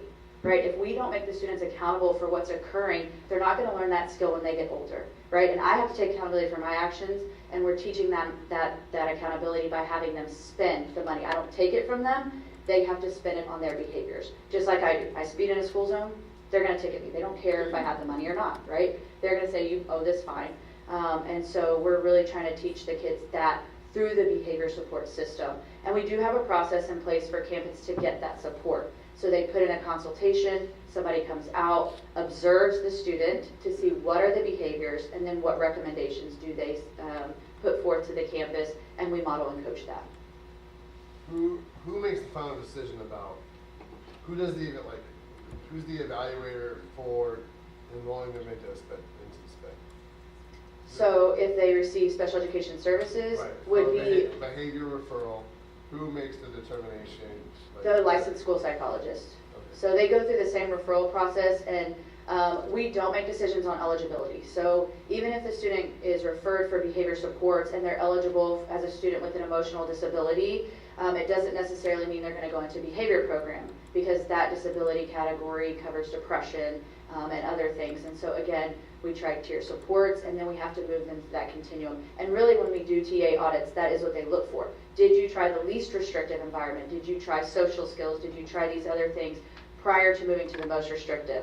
And it's not all the time. You know, if I have a kid that's coming in and really causing harm to others, of course, I'm going to put the most supports possible, but we try to go through the continuum first. And to address your question, to place a student in a plus unit, it is an art committee decision. Art committee? Yes, Oh, the art committee yeah. makes the final determination, and that is a committee made up of parents and teachers. It is not made unilaterally by anyone. Okay. For the behavior setting support, they're already in SPED, is that what you're saying? They're already in special education, receiving services? Because they're two different, so it's two different things. Like if they're not receiving SPED and they're referred, right, for special ed, then that's a school psychologist. If they're already in special education and they're trying to make the determination for a behavior setting, which is that most restrictive, the plus setting, then that's the art committee. So it's two different avenues based on what. But the school psychologist determines if the child qualifies with a disability and makes recommendations. But even then, the art committee has to make the placement. How many school psychologists do we have? We have 7. 7? Okay. School psychologists. And then my last question, the PLAF, right? PLAF. PLAF. Good. You said that the teachers have to fill that out? The teachers help with Is that the SPED screening. teachers, or is that all teachers? It's the SPED teachers coordinate it, but they get information from as many places as they can. We take it from the assessment report, we take it from benchmark data, we take it from the assessments they do on campus. So the SPED teachers compile it, but we get data from just about every area to compile those So plans. that's the SPED teachers that come up with that statement that we're Yes. looking for? It's not necessarily, it's not a requirement that we're putting on our agenda? No, the It's SPED teachers have to create the statement, but they collect data from everybody to make that statement. I yield my time. I have a question on the behavior, use the right word. Yes, and I love it. Thank you so much. The ideal situation is to have a collaborative approach with the classroom teachers. Yes. But I'm sure there are times that arise where it is more conflict than collaborative. Just because of the classroom teacher is concerned about an entire classroom full of children, and behavior focused on one child, which is it should be. When those conflicts happen, can you talk about how those conflict resolution happens at that point? Yeah, so we really do want to work collaboratively with the campus admin as they are the leaders on their campus, right? So we want to bring them in and work with them on how they want to resolve that as the campus leader, and we're just a support system for that. So ultimately, we kind of follow their lead on that role. What has been super helpful, and it did come out in the audit, is that having the reset centers has really helped gen ed teachers to kind of lower that conflict because the student is able to be removed. So they're not having to stay in there or stay in the office while this big behavior is happening. They can actually be removed to go reset, and so the teacher can continue with the other 22, 23 kids, that's elementary obviously, but the number of kids they have while the student's resetting, and then they can get them back into the classroom. So that's helped a lot with that, because I've been in other districts where you're exactly right. The frustration levels gets really high and that conflict happens, but we try to take the lead from the campus admin and how we can best support them through that conflict resolution, and we really promote the reset. So to clarify, if there is a conflict between a classroom teacher and behavior from central office, the campus administrator is the one that makes the decision about what next steps are? What behavior from central office? Whoever's. Our specialist. The specialist. Oh, if there's conflict, okay. So if there's conflict between a specialist a teacher yes. feels like this student, this student should not be in this classroom at this time. Behavior specialist says, okay, yes. No, they're good. Yes. Gotcha. Conflict So yes, perhaps. no, we do work with the admin to see how we can collaborate to say like, yes, that is one of our staff members and they are an expert in that realm, right? They're in that behavior expertise. And so we base our recommendations off of evidence, and we have to follow that because we have to be able to defend it should we ever, go to court or anything like that. And so then what we really, really want to do, this is what I try very hard to do, is to really get them to understand the why. Because behaviors in the classroom is very frustrating and it gets us to a different level. So why are we making these recommendations and how long do we have to make them? Because that is put out by the state for us to follow. And so we try to stay within those timelines. But what we like to do is get with the campus admin. If somebody is coming and saying, I don't believe in these recommendations, and I do it often with campus admin where I say, how do you want to move forward? If these are appropriate recommendations, we need to be following them. But ultimately, it's up to us to really build that collaborative relationship because without it, it really just doesn't benefit any kids, right? In gen ed or the student having the behavior. It's all going to come to a wash. So our goal is to work with them to come up with a plan, but we support that and how that works. And sometimes we've even switched out specialists. If it's just becoming where it's too combative, we will switch people out. And so myself, I'll go in and I'll do observations as well, just so there's multiple people coming in and seeing the same thing. So it's unbiased. Yes, sorry about that. Yeah. I thought you just meant like at the campus level, but here, gotcha. And I just had two statements. Number one is I appreciate the emails back about my more thorough questions that I asked. I appreciate that to get that understanding. Then my last statement, I'm just getting on my soapbox, is that I feel like Seguin ISD is above average. And so I would appreciate it if when we have people coming from the pulpit, if we are not above average, we can celebrate growth. We cannot, I will say it every time, we cannot celebrate being close to average. We've got to start celebrating being above, because we're above. We're above average. Understand, and we're going to get there 100% in all areas. Yeah, I agree with you 100%. Me next. Yes. And thank you for all the stuff. I know I got real technical and all that. That was my sped coming out. And being on both sides, regular ed and a special ed teacher, I can see two sides of the coin here, what needs to be done in special ed and then the deer in the headlight of a regular teacher sometimes. Absolutely. And so when I was reading the program review, it did come out quite well that regular ed teachers need a whole lot more intervention and training to handle some of these VIPs and different things and understand the language and just to train themselves how to do accommodations that can happen in class with the whole class even and so forth. But if you go along with your plan of the Region 20 plan, I think that pretty much covers all that stuff, I think. We love to get in front of general ed teachers and to work with them. And I think that the trainings, we've done trainings in the past, And it's been eye-opening, and general ed teachers have come up to say, thank you, this is wonderful. Right. It's a matter of getting that time on each campus and carving that, because it deliberately we need to do that more. I could not agree with you more. Well, with the numbers in most of them are in inclusion. Inclusion. So that's it becomes more of an important thing to put on staff development for sure. It does. The other question I have is on the transition. So basically, I think transition starts at 14 when they get to high school, correct? You have to have your first transition in place on or before your 14th birthday. So exactly what y'all use there, you kind of talked about 18 and older, but what you use in high school to further them along in the transition. Yes, you're still in academics, but how do you get them also starting into their life that they're going to have, hopefully independently? Do they get to go to CTE? What Yes, goes on? we partner heavily with CTE. We have many of our students involved in CTE. So we develop an individualized course of study is what it's called. At 14, we try to determine what do you want to do with your life. And of course, at 14, that's a rough question, right? So basically, we kind of get down to what are your interests, right? If you like cooking, then we'll suggest courses that might lend itself to that. If you like welding, machinery, we suggest the CTE courses in that area, agriculture, whatever we have available. What I like to say in transition meetings is we want you to take advantage of the great free education we have here before you graduate and then have to pay for that education on your own. So whatever you're interested in, let's get you in that course of study to get a degree, something that you can leave high school with in your hand. So we start by looking at interest. If they don't know, we can help do some surveys to help them identify their interest and what they might be good at post-high school. The individual course of study is created by us and the counselors with their graduation plan. We start kind of working on what are the best courses to enroll that child in to meet his individual goals. And then for students with more significant needs, we work on life skills and transitioning into adulthood to promote independence, as Ms. Lynn was stating.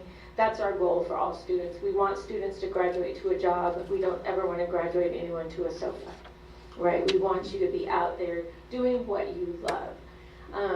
So if it's making pizzas, and I say this with fond affection, I had a student who that's all he wanted to do was make pizzas, right? Loved it. And his dad wanted him to go into computer programming, and he said, no, I'm going to make pizzas. And got a job at Little Caesars and was happy, happy, happy. And dad eventually said, yes, that was the right decision because that is what he loves. And he was a happy individual working at Little Caesars. So we seek to connect the students with their interest and then build that program around them. I just have one quick question. So the behavioral plus setting, that's where they're removed from the classroom, so they're no longer affecting the children around? They can be. If they receive that service, if they receive the plus setting service in their IEPs, yes, they can be removed to that setting for a period of time to learn how to regulate and cope and move forward. This applies not only to special ed, but to 504? Not for the plus setting. The plus setting is specifically if you have a student that is in special education. The reset center is for all.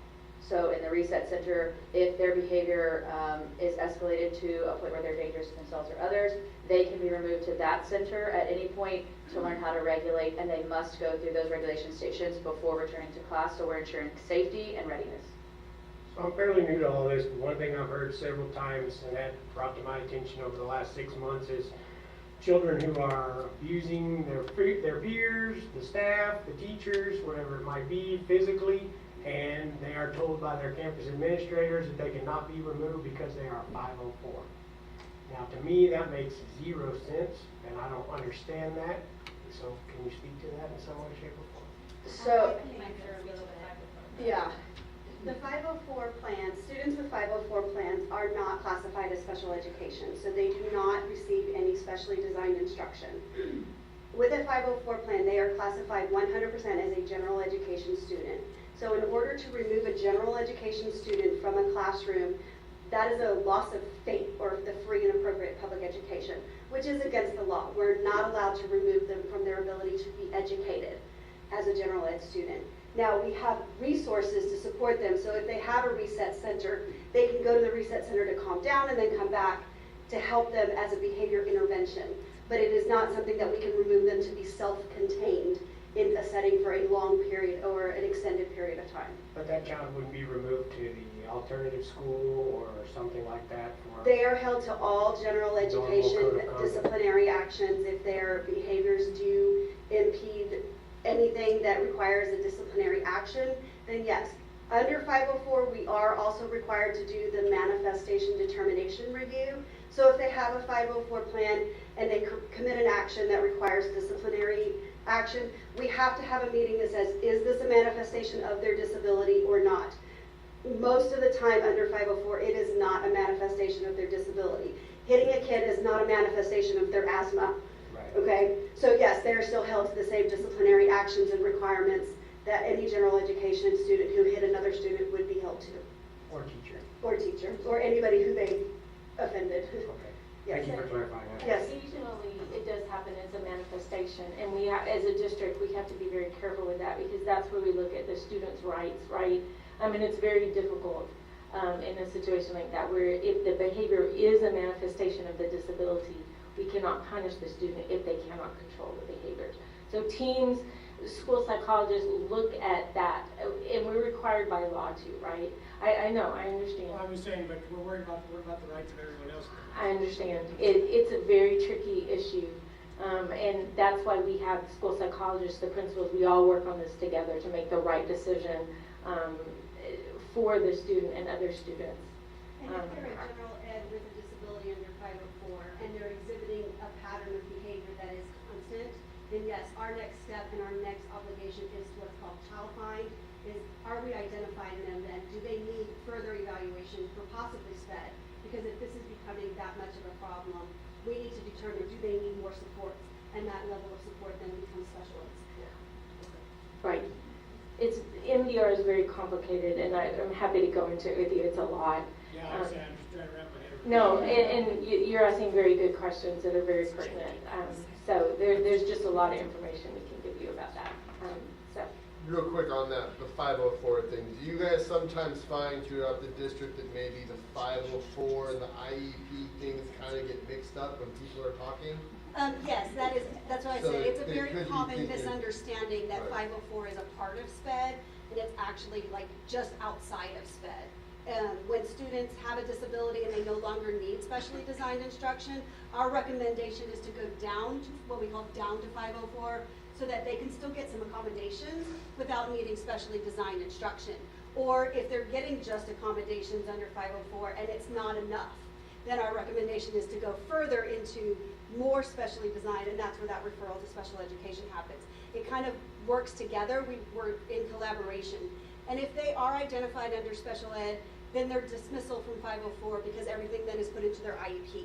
IEP, right. Yes. So that's the big difference that I think Correct. there's a kind of That is the a main little difference. stigmata maybe around with some people, and I've said that word twice tonight. Yeah. But anyways, like there's a big difference Yes. between 504, which is accommodations, Yes. and then IEP, which is actually like assistance for Specially special designed. individual Specially education plan. designed, yes. IEP. In So special I ed- think that's some of the mixed match terms Yes. that Yes. have gotten used. So we really need to be careful with our administrators and everybody who is talking to people about making sure they understand.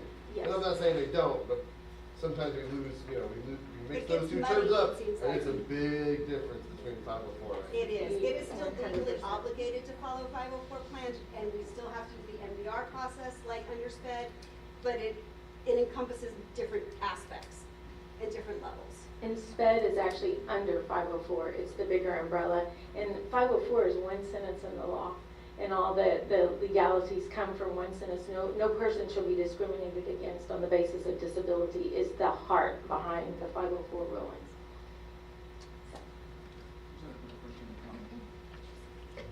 First of all, thank you for everything you guys do. It's very challenging. This department has always been very challenging.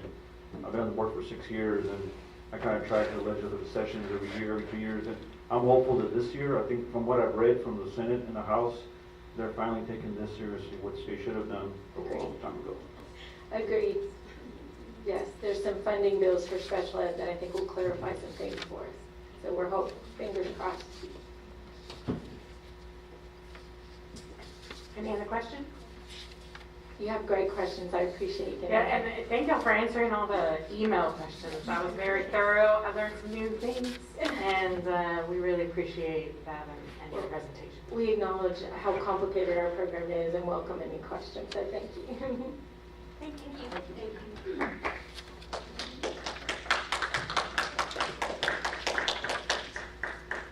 Alright, he's got a tough act to follow now. 4C, Seguin High School Master Schedule for 2025-2026. Dr. Mummer?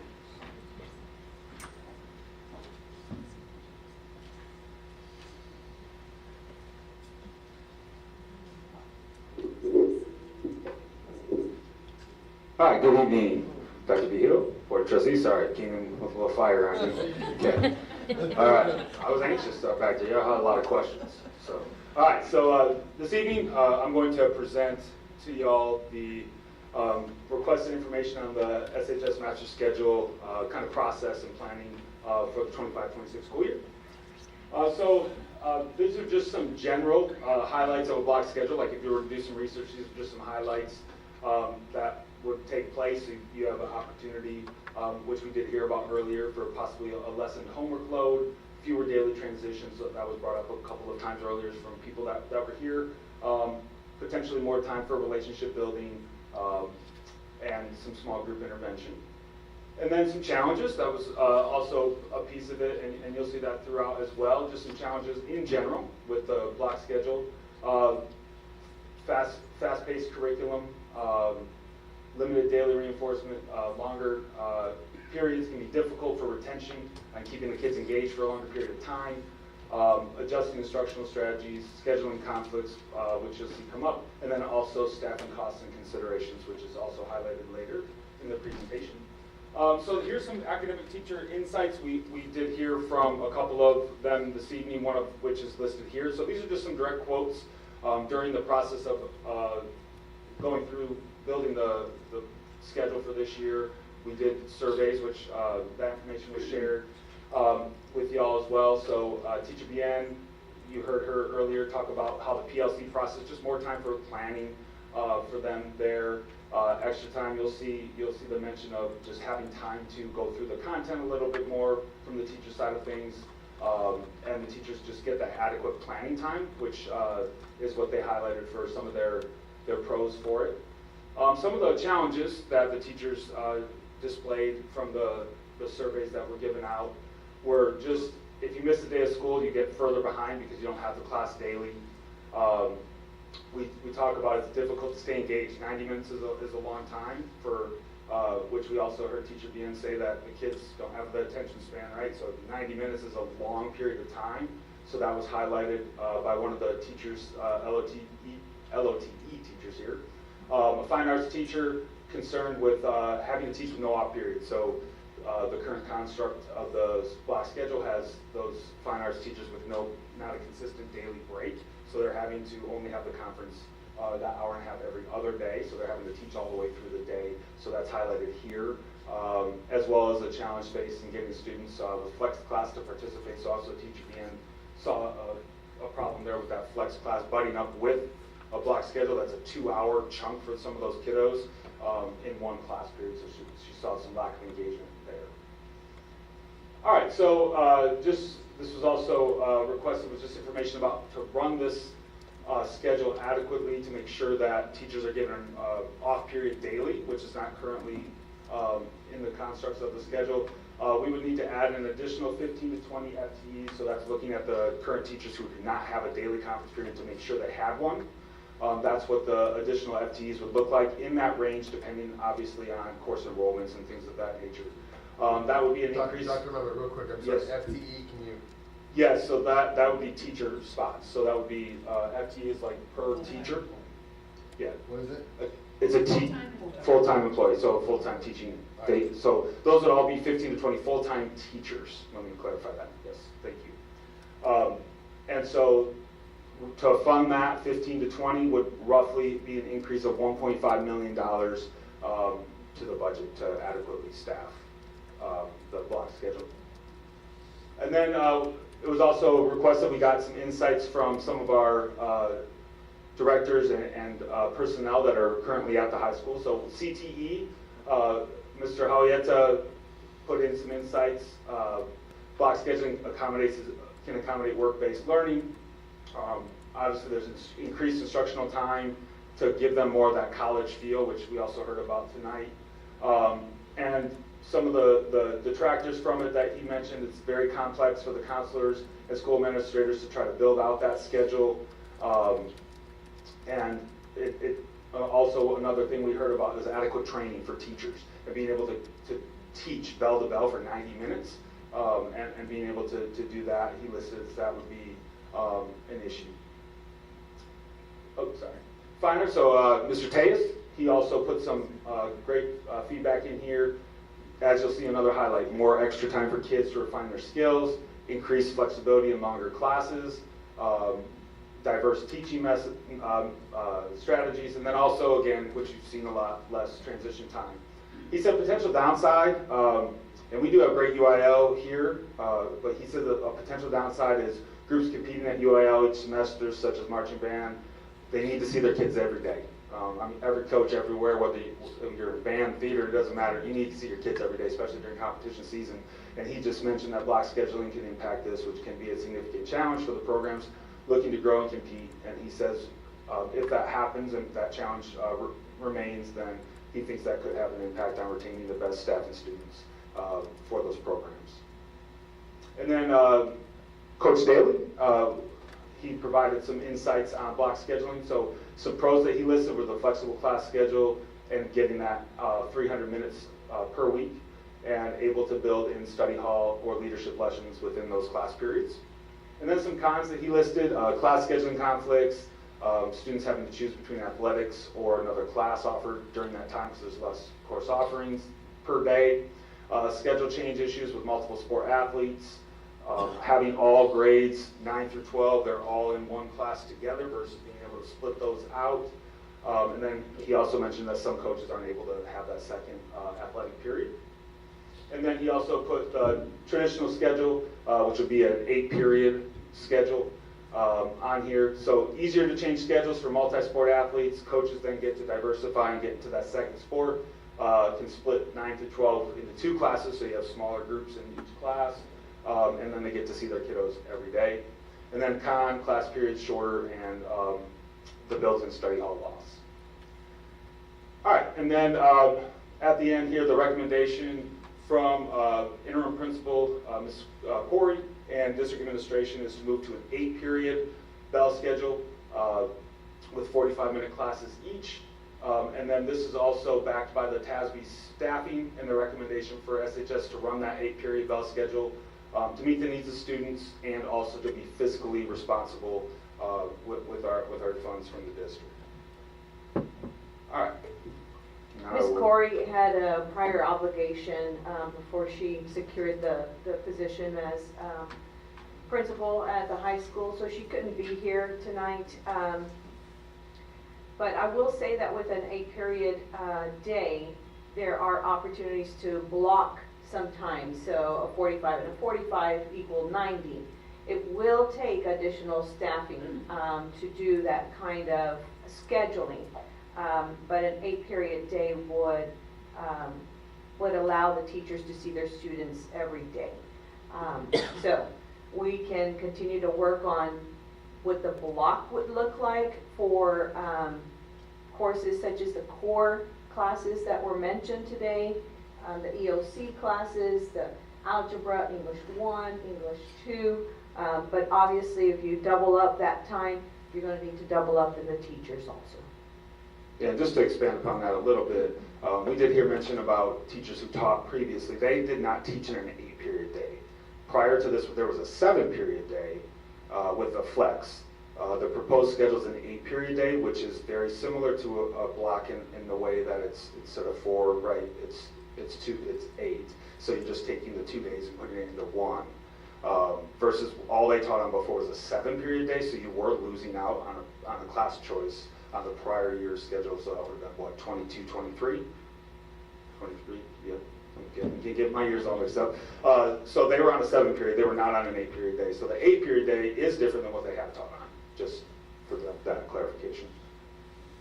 So there's still a 45-minute, only a 45-minute conference time then? For Correct. 8 periods? There would be 45 minutes every day. So every teacher would get one every day rather than some teachers not getting one every day currently. They still get the 45 minutes? Right, because they are getting per TA 450 minutes per 2 weeks. Right. Yes. Would there be a flex period? There would not be flex. And on the feedback surveys, that was one of the contentious parts was the flex period. And that 8th period really helps because it gives them another opportunity to get another credit. Can you tell us a little bit about the feedback that came from the surveys from the students and the staff? Yeah, so overall, the feedback was fairly inconsistent. There was a lot of feedback about the ABC schedule, which is the current construct, and they didn't feel the benefit of that C day. That was a big proponent of it. If you looked at the overall numbers, it was pretty close. It wasn't significant enough either way to use that survey to make, it's clearly this schedule's the best one. There wasn't 90% of people love this schedule and 10. It was more in the 50s and 40s, could go either way. And that's really the research. If you look into block scheduling versus the 8-period day scheduling, there's very limited difference of how you run the schedule and how that's planned out carefully to make sure that that's done well, to make sure you benefit all students. I'd be interested to see this year exactly with scores how the block schedule has actually benefited, because I'm a big believer in core subjects in the block. And I don't know, I mean, we had schedules in my high school where some of those were double blocked, even an 8-period day. Well, yeah, and you can do that. And that's the great thing about the 8-period days. It provides that flexibility, whereas you might not need the 90 minutes for everything, but you can 90-minute your EOCs, right? So you have that flexibility, whereas the four classes, you don't have it. It's just every class is 90 minutes, whether it needs to be or not. So the 8-period would allow for the double blocking. The other thing about test scores, it's hard. There's a lot of variables, right? When it comes to test scores, a schedule is not the only variable when it comes to scores. So there's so many things that go into it. So that's why it's really hard to triangulate what that is. But again, I do agree that the double blocking is beneficial, and it can happen very, very easily with the 8-period day. But it will cost a little bit extra money, as Dr. Behill alluded to. Can you talk about how does the double blocking affect a student's schedule? I understand from the teacher standpoint that you need additional teachers, but if a student chooses 8 class periods, but one of them is double blocked. Right, it would take place of another class. So the students that have already chosen their class periods for next year would then need to redo their class selections? Probably not all of them. They may not get all their electives. Yeah, they might lose them. Again, these are only for EOCs. These aren't for all core. It would be just your biology, your algebra, English 1 that you could double block. And you have to do it. It's just those are potential options. I'm really concerned with the timing of this. What the master schedule for next year was not established prior to students choosing their class schedule. I think we've really put our high school students at a disadvantage. I think we heard the student came up here and spoke. Carefully selected the class courses that he wanted to do next year. And we're asking students to then go back and reselect because us as adults gave them choices that they didn't actually have. Well, I mean, I see your point on that, but the thing is that's also for electives, right? So like, you don't always get every elective. Like even my 5th grader going into 6th grade next year, he got a certain amount of electives. He might not get every single one of those electives. And it's the same thing happened in college. When I was going to TLU, I had a certain amount of classes that I had to have because I wasn't considered a junior that year. I couldn't pick this class. You know, I had to have it that year. I couldn't pick it because it was already full by the time we got around to me. That's just part of how picking classes works. And I don't have a problem with having the double blocks. I have the problem that we gave them a cookie and now we're taking it back. But that's how. But we don't know that everybody's gonna be individualized, especially juniors and seniors have already passed those tests. So that's not gonna affect them at all. It's only gonna be the students who need still an EOC. And again, that they rank their electives typically in order too. So it'd be like the last, some of the last electives that they may not get. And again, it would only be for the EOC classes. I'm really concerned too. We have one slide of one sentence that says the recommendation is to go with an 8-period day. We're talking about a lot of kids and what their years look like next year. Is there more that went into this decision? Because we just don't have a lot of information about the process of how this decision was made. Right, but We have a recommendation by our interim principal, who's been great, but has only been with us for 3 weeks.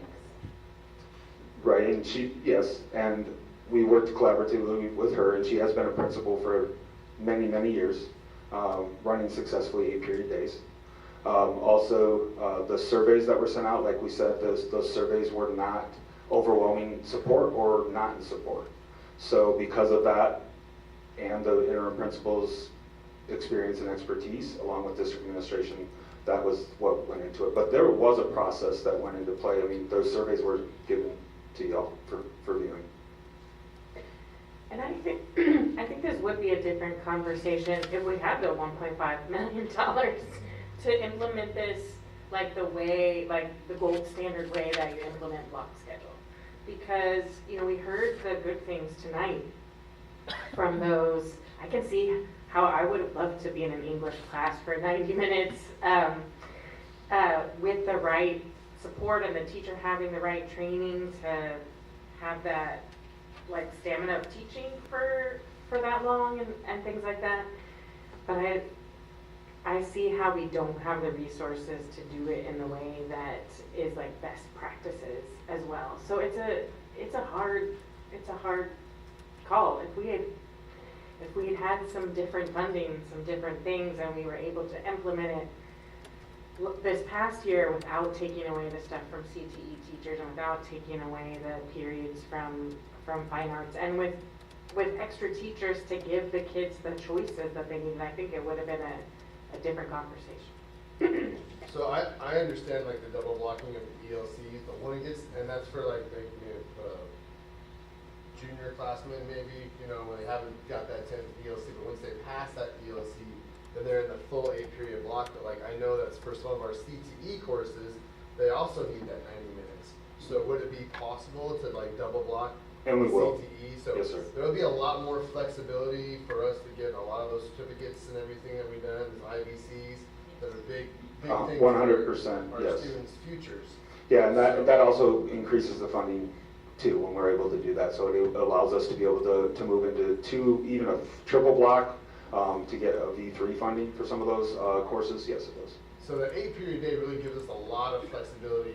We can double block ELCs, we can double block CTEs, all that good stuff. And then still our fine arts and our athletics are still seeing their students every single day. Correct. I see a lot of flexibility in that 8-period day. But like Ms. Burton said too, I would like to see a sample schedule of what an 8-period day could look like for maybe the different levels like we're talking about tonight. I did send that to you. That's what I want to ask about, Dr. Lumber. So the draft schedule you sent, you got 2 of them. The first question is there a reason that we have to extend the day at the end of the day and we couldn't start the school day earlier? Those are just drafts. It's 5 minutes one Yes, way or the other. we could do 5 minutes before, 5 minutes after. Those are just draft. So the teachers and staff I've talked to are more for going 5 minutes earlier in the morning than 5 minutes. Oh, 100%. And those The problem with 5 minutes earlier is the bus schedules with the middle schools and elementary schools.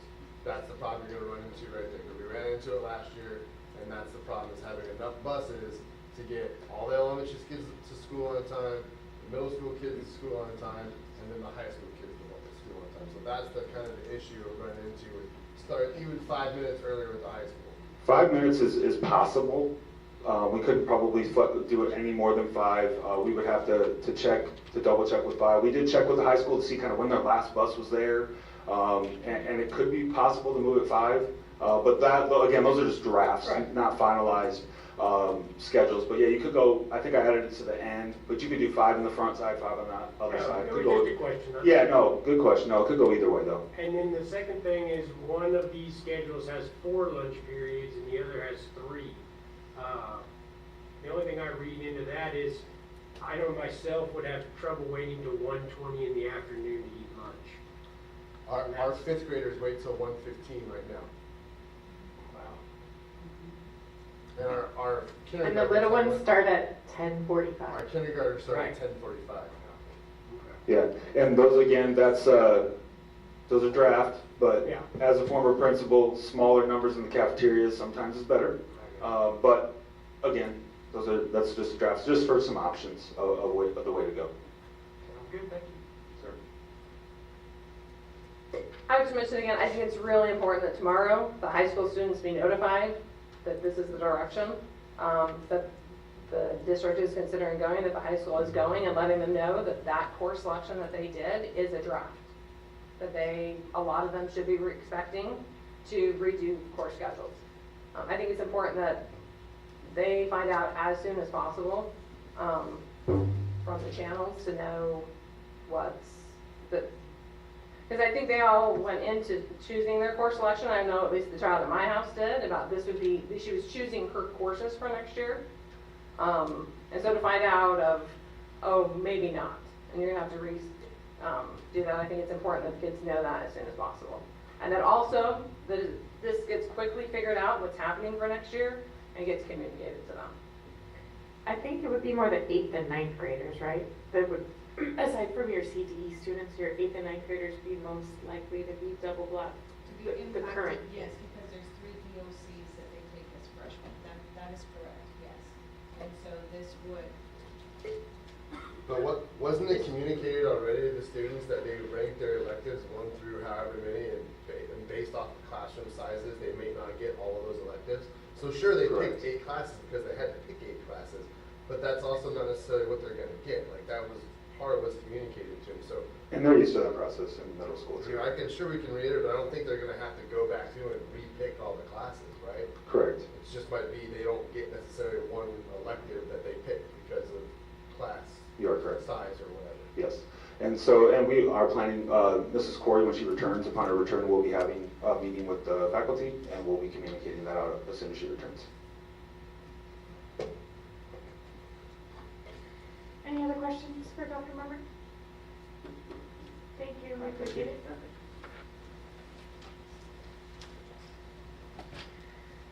All right. Sorry, my allergies are really getting me today. 4D, personnel information, professional employees. That does not look like Mr. Trevino.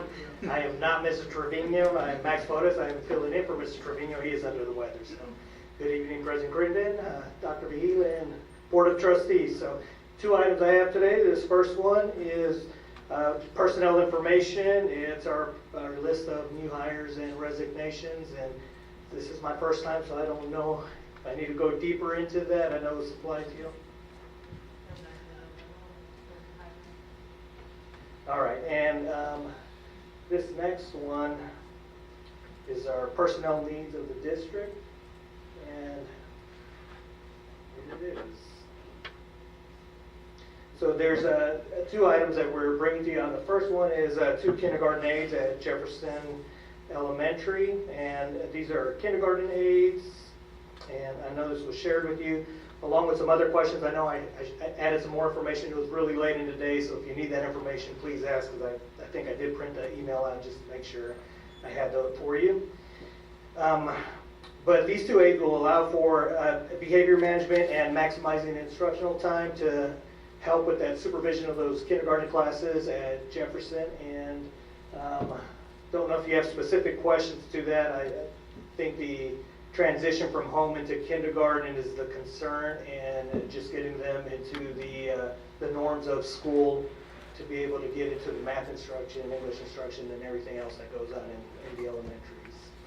There's there is a possible cost adjustment to our budget, that this is something we have to figure out, and it can go anywhere from $44,000 next year to $66,000, depending on who we hire. Obviously, something like 62,000, I'm sorry, 62,000 would be the max. That is hiring 2 aides and about 30 years of experience, which may happen, but I just want to throw that number out there to you. I would bet that it would not happen. Is this for this year? I'm sorry. The kindergarten age is for next year? It's for next year, yes. 25, 26? Yes, sir. Okay, this wasn't on the slide. Because I just know that we have. It's just to finish out this year. It is not a position Okay, that I'm will still sorry. exist next year. So the budget So, amendment will be yeah. reflective of just the days left for these 2 positions for this school year. So we're hiring for this school year? Yes, sir. Yes, I'm sorry. 24, 25? Yes, sir. Not 25, 26? Okay. And this is the same school that we just had to do a waiver for kindergarten for classroom size too, right? Yes. So that's hence, they need more help for Yes. bigger classrooms. And while I can't go into a lot of detail, we anticipate we may need one as a one-to-one aid. So we're trying to be anticipatory with that decision that hasn't been made.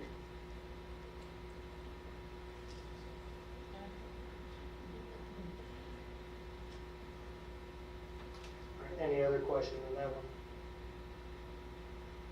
All right, this next one is for next year. It's the Fine Arts Coordinator. On the resignation page, you see that we are losing a Fine Arts Director, and in preparation and planning next year. This one is a little different because it may not cost anything. We feel it's going to even out. But what we were looking for is just an opportunity to restructure the band at the high school. And currently what it looks like is we have a Fine Arts Director that is also the headband director, 3 assistants, and a color guard specialist. What we are exploring is just the possibility of separating that Fine Arts Director into converting that into a coordinator, and still holding the 3 band positions at the high school and elevating one of those as the headband director. So it'd be headband director, assistant director, and the color guard specialist.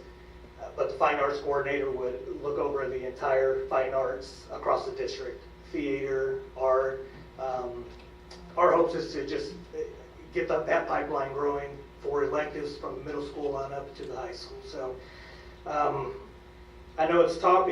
I think this is the proper platform to bring this up instead of just kind of going through with the thought process and just catching y'all by surprise. So this is just something we really looked into. We feel we want to explore it, but we're still talking about how committed we are to it. But I do think we can find a good candidate, and if we separate this position. If I'm reading it correctly, it essentially takes one band director away from the band. Instead of them having 5 dedicated staff, they have 4 dedicated staff? Correct. And is that something that the band can function with 4 dedicated staff? If we're following TASB recommendation says yes, we can. We're at the 300 band members is what we have at the high school, and that's 3 band directors. And so this, Are we I'm talking sorry. band? I'm sorry. Are we talking just the band though? Like we're not talking like mariachi and all that. Correct, just band. Because that's Just a whole separate. And do they have duties at the junior high level as well, or just the high school? They have, I may need help on this answer. I would assume the percussion might be the person, but it's just high school is what their schedule says, but just the high school. It's just the high school now. Okay. Band, yes. Thank you. Thank you. And so the reason this is on here right now is, we'll put Mr. Flores on the spotlight, but he's been working on the staffing guidelines that we talked about, and he's getting close to the end here, and so there's still some unknowns. What we know is that currently there's 300 band members. What we also know is that it's important for us to make this decision right now so that we can post for whatever position it is. And so if this is the decision, we don't anticipate that this will create an entire new FTE, full-time employee, in next year's budget. However, we do need to post. And so the decision had to be made now. And so this is a possible expansion. It just really depends on the numbers and what happens next year as far as the numbers in band and whether we'll need one head director and 2 assistants or one head director and 3 assistants. It's kind of unknown right now. A very technical question. Yes. So I understand if you don't have this off the top of your head. But do you know where that number jumps from 3 recommended to 4 recommended? Because right now we're at 300. Are we close to that threshold, or are we way away from that threshold? I want to say it's 350, but I also I want to say it's about 350. Thank you. I'll share it with you. I'm hoping Friday, so Yeah, fingers sounds crossed. good. Also, if we do get a fine arts coordinator and they are successful, then we'll need more band directors and theater teachers and choir teachers and mariachi teachers, and it'll be a beautiful day, in my opinion.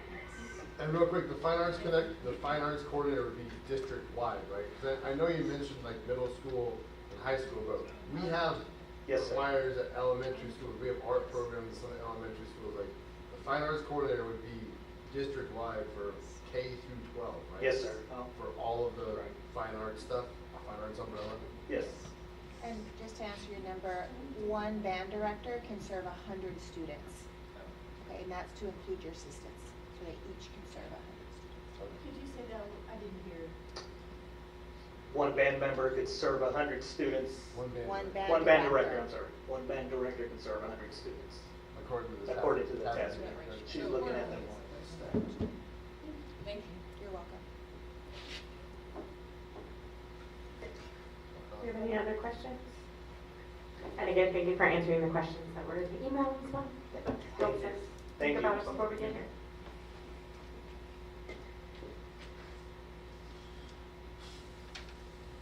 Next is 4F, financial statements. Ms. Oaks. Good evening, President Cretton and Dr. Vito and Board of Trustees. We have the financial statements that hopefully y'all have had time to review. There's not really anything to point out. Everything is on track. We use this in our department to watch that before we bring it to y'all so that it's in order. I was just trying to, think of something that y'all can learn on the financial statements every month. Yes, we are in the education business. So there's not really anything glaring, but as you can see, our state revenue, we're at right about 50%.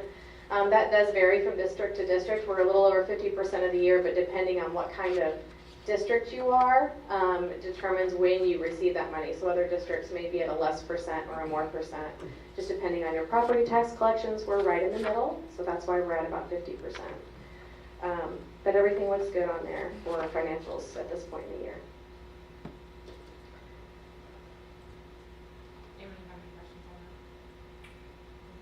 Okay.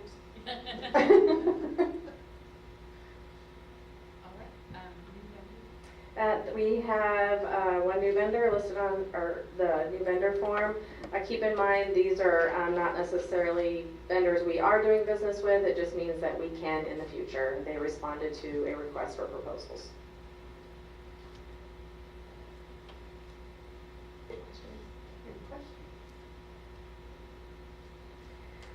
All right, then moving on to purchases made over 50,000. Yes, you can see there's 2 purchases reported on there. According to our policy, purchases made over 50,000 get reported to the board informationally if they fall within certain categories. So that's all we have on there this month. Real quick, can you explain the Guadalupe Appraisal District purchase? Yeah, so we, school districts in the state of Texas, used to be some school districts maybe did their own appraiser, did their appraisals, did their own tax collections. That's not really very common anymore. So we do pay the appraisal district for the services they provide by appraising the properties in our district.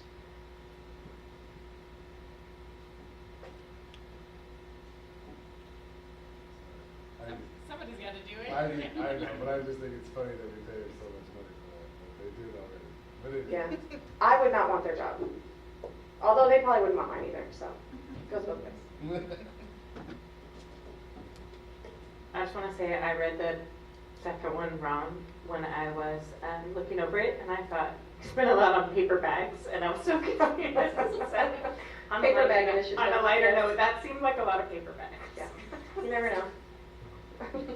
Thank you so much. Thank you. All right, we're moving on to action items. 5A, approval for the expansion of Great Expectations into Kinnicky and Jefferson Avenue Elementaries for the 2025-2026 school year. Back to Dr. Mummert.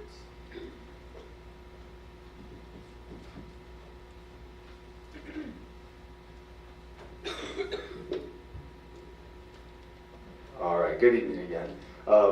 So I'm going to present Great Expectations Program Expansion for the 25-26 school year. So first we'll just start with a little bit of an overview. So the mission of Great Expectations is to motivate, inspire, and challenge individuals to achieve excellence in learning and living. And that mission is for the students and for the staff. And we'll go through that throughout the presentation, kind of talk about how it's impacted both students and staff this year. And they live by these 8 expectations that are here. And if you've ever made it out to a campus in the morning and you made it to a Call of Excellence at McQueenie or at Potlan, you'll hear these. But these are just kind of their ways of being, is how they describe Great Expectations and the kids and the staff. You'll hear it reverberated through the gymnasiums in the morning through the Call of Excellence, which we'll go over later. So GE here at Seguin ISD, again, what is Great Expectations? It's really a professional development program provided to the teachers and administrators that they then bring into the school, and it becomes a fabric of the campus. It's like we said, it's a way of being, and it really helps the teachers. It kind of revitalizes them. They all talk about that training they went through. And currently we have it at McQueenie and Potlan, that training, and how it kind of re-energized them and brought them back to the light that brought them into education. So again, we currently have this at 2 of our campuses, and if you've toured the campuses, I know we have trustees that have read at Potlan, and you go into the classrooms and they'll greet you, and you'll start to see the same thing at McQueenie, and you just kind of can feel the difference there. So it's not just professional development, but that professional development is what drives the program. So the origin story here at GE and Seguin. So back a couple of years ago, before we brought in Great Expectations, we had the opportunity, and all principals were given the opportunity to go with a team from the district led by Dr. Vigil to Tomball ISD, who has Great Expectations at several of their campuses, including up to middle school. And we got to tour the campuses, go through, kind of understand the program, and we went to a school that was called a GE school. So they've been able to get to that level to where they've been audited essentially, and they have passed the bar of what it means to be. So out of all the principals that got to go or had the opportunity to go, the ones that wanted to go and attended were Ms. Rangel from Potlan, Ms. Eccles from McQueenie, Ms. Mahaffey from Kinnicky, sorry, thank you. And then also the other reason that we're proposing the expansion to Jefferson. We all know Jefferson is one of our higher need campuses, but also the mental health counselors mentioned the grant funding, that we have a specific grant for that school, which would cover the cost of expanding to Jefferson for next year, so it would not affect our budget. We'd be able to use those funds, so it'd be a good use of grant funding. All right, so some more why. Why are we going to expand to Kinnicky and Jefferson? We gave some of the rationale for the origins, but really we want to hear from the people who are living it, the people who are doing it every single day. So we'll start with some leadership testimonials from our principals, and we'll see if this clicker is going to work and what the sound's going to. What I really like about Great Expectations is it gives us a framework for some very good things. We have 17 practices we follow. The students recite those 8 expectations, and those 8 expectations don't make them just a good student, they make them a good citizen, and they can bring those skills into their future lives and into the world. So if we really embed those into them, we're going to have some really good citizens and good humans. Ms. Rangel just kind of talked about how that aligns even to our our mission and vision here in Seguin. And then we have Ms. Eccles at McQueen. Okay, go ahead. I'm at Queen Elementary School, Great Expectations. A lot of the tenets and principles were things that we were already doing, but now this created a framework for us that we can live by every single day. We recite it every morning in our Call to Excellence morning assembly, and it really just has continued to create a culture of high expectations. Our students they have so much more confidence, they're more respectful, they're just really thriving, and our teachers really as well, they have these principles and tenets that really just guide the discussions that they have with their students, and it has been amazing to see the transformation occurring on our campus. All right, as you can see there, that they both mentioned framework and how it's provided that stability for their campuses. And now we're going to look at some teacher leader testimonials. So we'll start with, I don't know if it's going to be Miss Maxie from McQueenie or Miss Jackson. I don't know how the clicker ever works. Talk to me. So how has Great Expectations affected your campus? I think Great Expectations has had a big impact on our campus. I love that the teachers and the students say a creed every day. I just asked one of my kids, I'm like, do you know school creed? They do. They know it by heart. It's something that they're going to take with them in their life and they're going to have forever. Right? And then during Avid Writing Lab, when we are talking about the life principles that we see, they're understanding how other people illustrate those principles and how they can find those things in themselves. How has Great Expectations helped your campus? Great Expectations has helped my campus because it's teaching our students to be self-learners. Their communication has changed, and also they're living by the 8 expectations. I've seen where students are waiting in line, and I'll ask a student what they need, and a student will refer back to the expectation that someone else was there and that they will wait. So I feel that it's helping our students be better citizens. All right, so we love those testimonials from the leaders, but we are all here for one reason, that's for kids. And so let's see what these kiddos at the campuses have to say about Great Expectations. And how about you? What do you think? It gives the school a cleaner environment, as he said. Everything feels better, nicer, and safer. Short and sweet. Okay, so Marcus, tell me what you think about Great Expectations. I think that Great Expectations is what we're supposed to do every day and what to do to be a good student and how to improve yourself. Do you think it's helping your school? Yes, ma'am. Well, how do you think it's helping your friends in your school? I think it's helping us by staying focused, learning more, and just overall being a good student.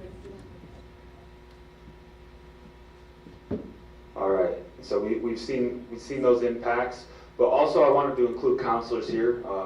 Going with the theme of, we've had some great counselor pieces here tonight, so we really want to highlight their work. So we have the counselor from Potlan, who was our Golden Apple winner last month. She's going to speak, and then we also have an intern because we couldn't get the counselor at that time, so we have the intern. Just a couple of final testimonials here. Go for it. All right, Great Expectations at Potlan has really helped with our student confidence and kindness. They hold each other accountable. It's really nice walking in the classrooms and seeing them using complete sentences, greeting each other. And then the teachers have really enjoyed seeing the students grow and just help encourage each other and continue with spreading kindness around campus. Can you tell me what you think about Great Expectations? Okay, so I'm Marjorie Miller. I am a MSW student from Texas State, and I actually have been evaluating Great Expectations here at McQueen Elementary.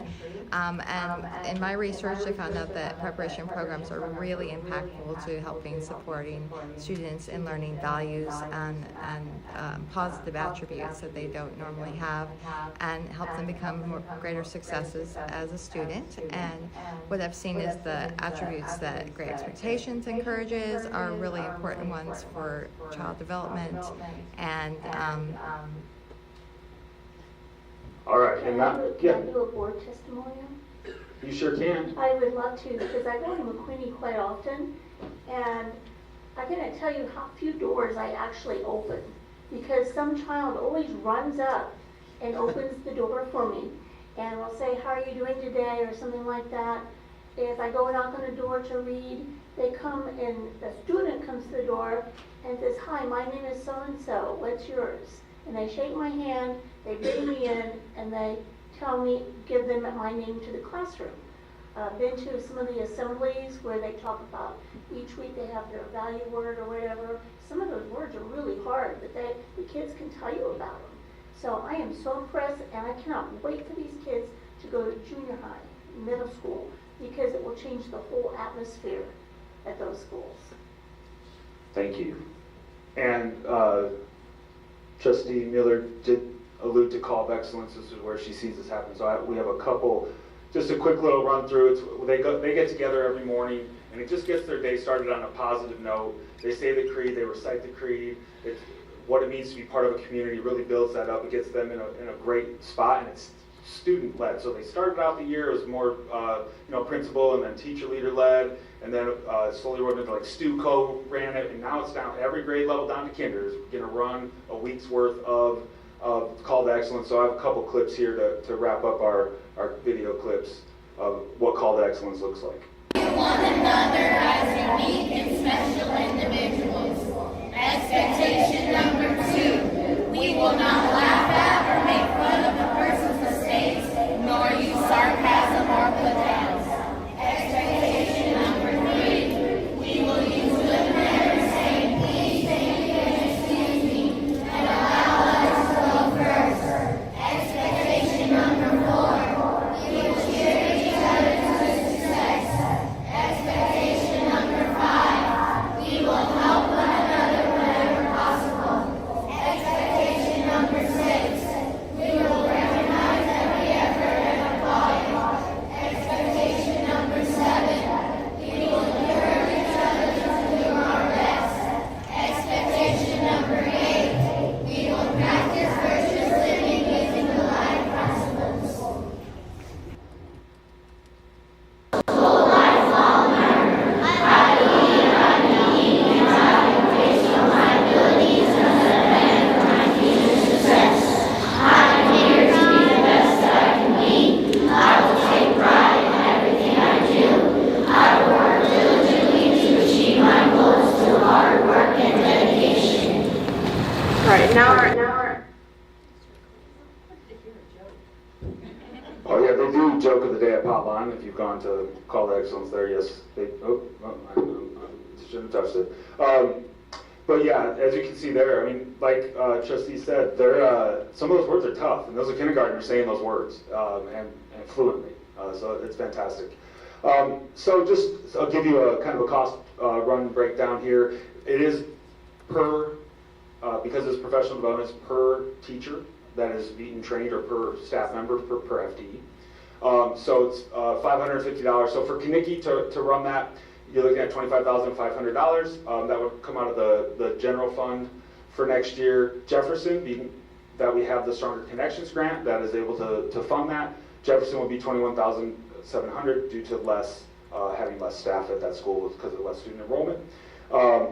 And then professional development's 4 days, 32 hours, and like I alluded to earlier, and we got testimonials, and I think at some point we've shown some videos to y'all back in the fall of just some feedback from the teachers of how impactful that PD really was for them. So it's 32 hours right at the front part of the school year. And then also I just put a little side note there that we are currently paying $1,999 for each campus to use Character Strong curriculum. So if these two campuses went to GE, that would be $3,998 less that we were going to have to budget for Character Strong. So that would be taken off of there.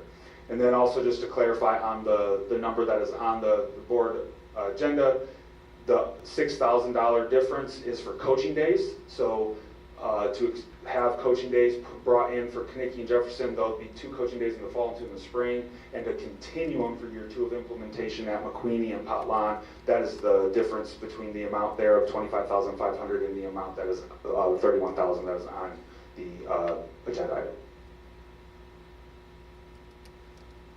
All right, and that is my presentation. Questions? This program started last fall? Yes, Last August is when we rolled it all out. the way up to 6th grade.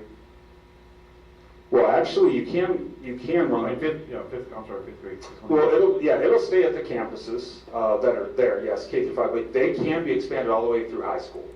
So again, it's a training, and once you've trained your teachers, now they have a good group of teachers. So if they get a couple more teachers in there, they internally train them. So we don't have to go out and pay to train, because we've already trained the bulk of them. So now they can train them and onboard those new people that come in through the people that are there. But yes, this program can be run K-12.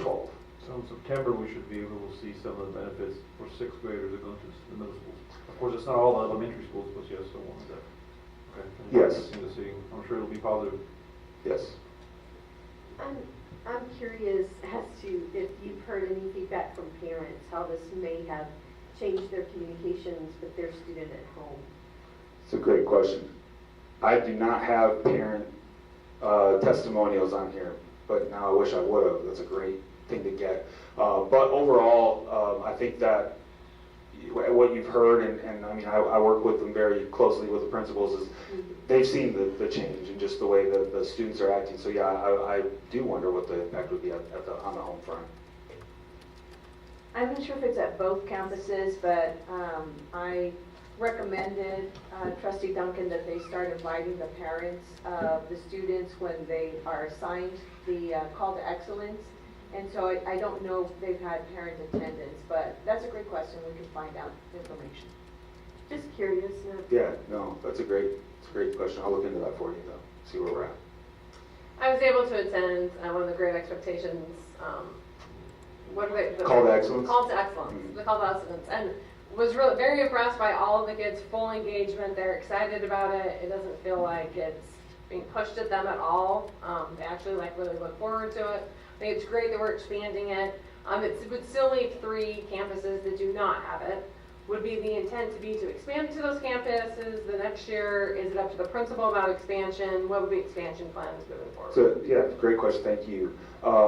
Yes, we want to expand it, and even what Trustee Guerra was talking about, the middle schools, that can be a huge leverage point. We all know middle school years are hard, but having this framework, but we thought starting in elementary with the foundational, and eventually they'll all get there. But yes, the plan is to implement more, finish up the next year. Yes. Well, I thought it was fantastic because you invited us to come. Was it the last day of their training during the summer? And I was really impressed and blown away by the teachers who spoke of how much it meant to them. It wasn't just another day of PD, that it really was meaningful. And I was really curious then to see how this is going to trickle down. So we're really excited about it. Yeah, and the great thing about those trainings is their trainings done by teachers who are currently in the field of education using that and have used it to a high level for years. I think just as an added response to your question, Trustee Burns, the principal being on board is so critical to the success of Great Expectations. And so this is why we rolled it out the way that we did. Who's interested? And then we went from there. And so I think as it expands, or could potentially expand, they're going to hear. They're going to want to go see what's happening over at the Great Expectations campuses. And so so this is why kind of a slow rollout is also, we thought, the better approach for this. I was laughing because I think it needs a G roll. I can also work on that for you. You are the man. Anything else? All right, thank y'all.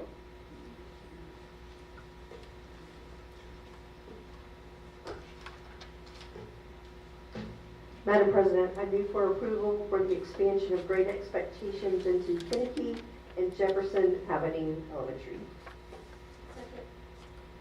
Well, we have a motion from Ms. Duncan and a second from Mrs. Miller. Any further discussion? All in favor, raise your right hand. Opposed, same sign. Motion passes 7-0. Start off. Yay! All right, moving on to the next action item, 5B. approval of tuition-based pre-kindergarten. Dr. Curry.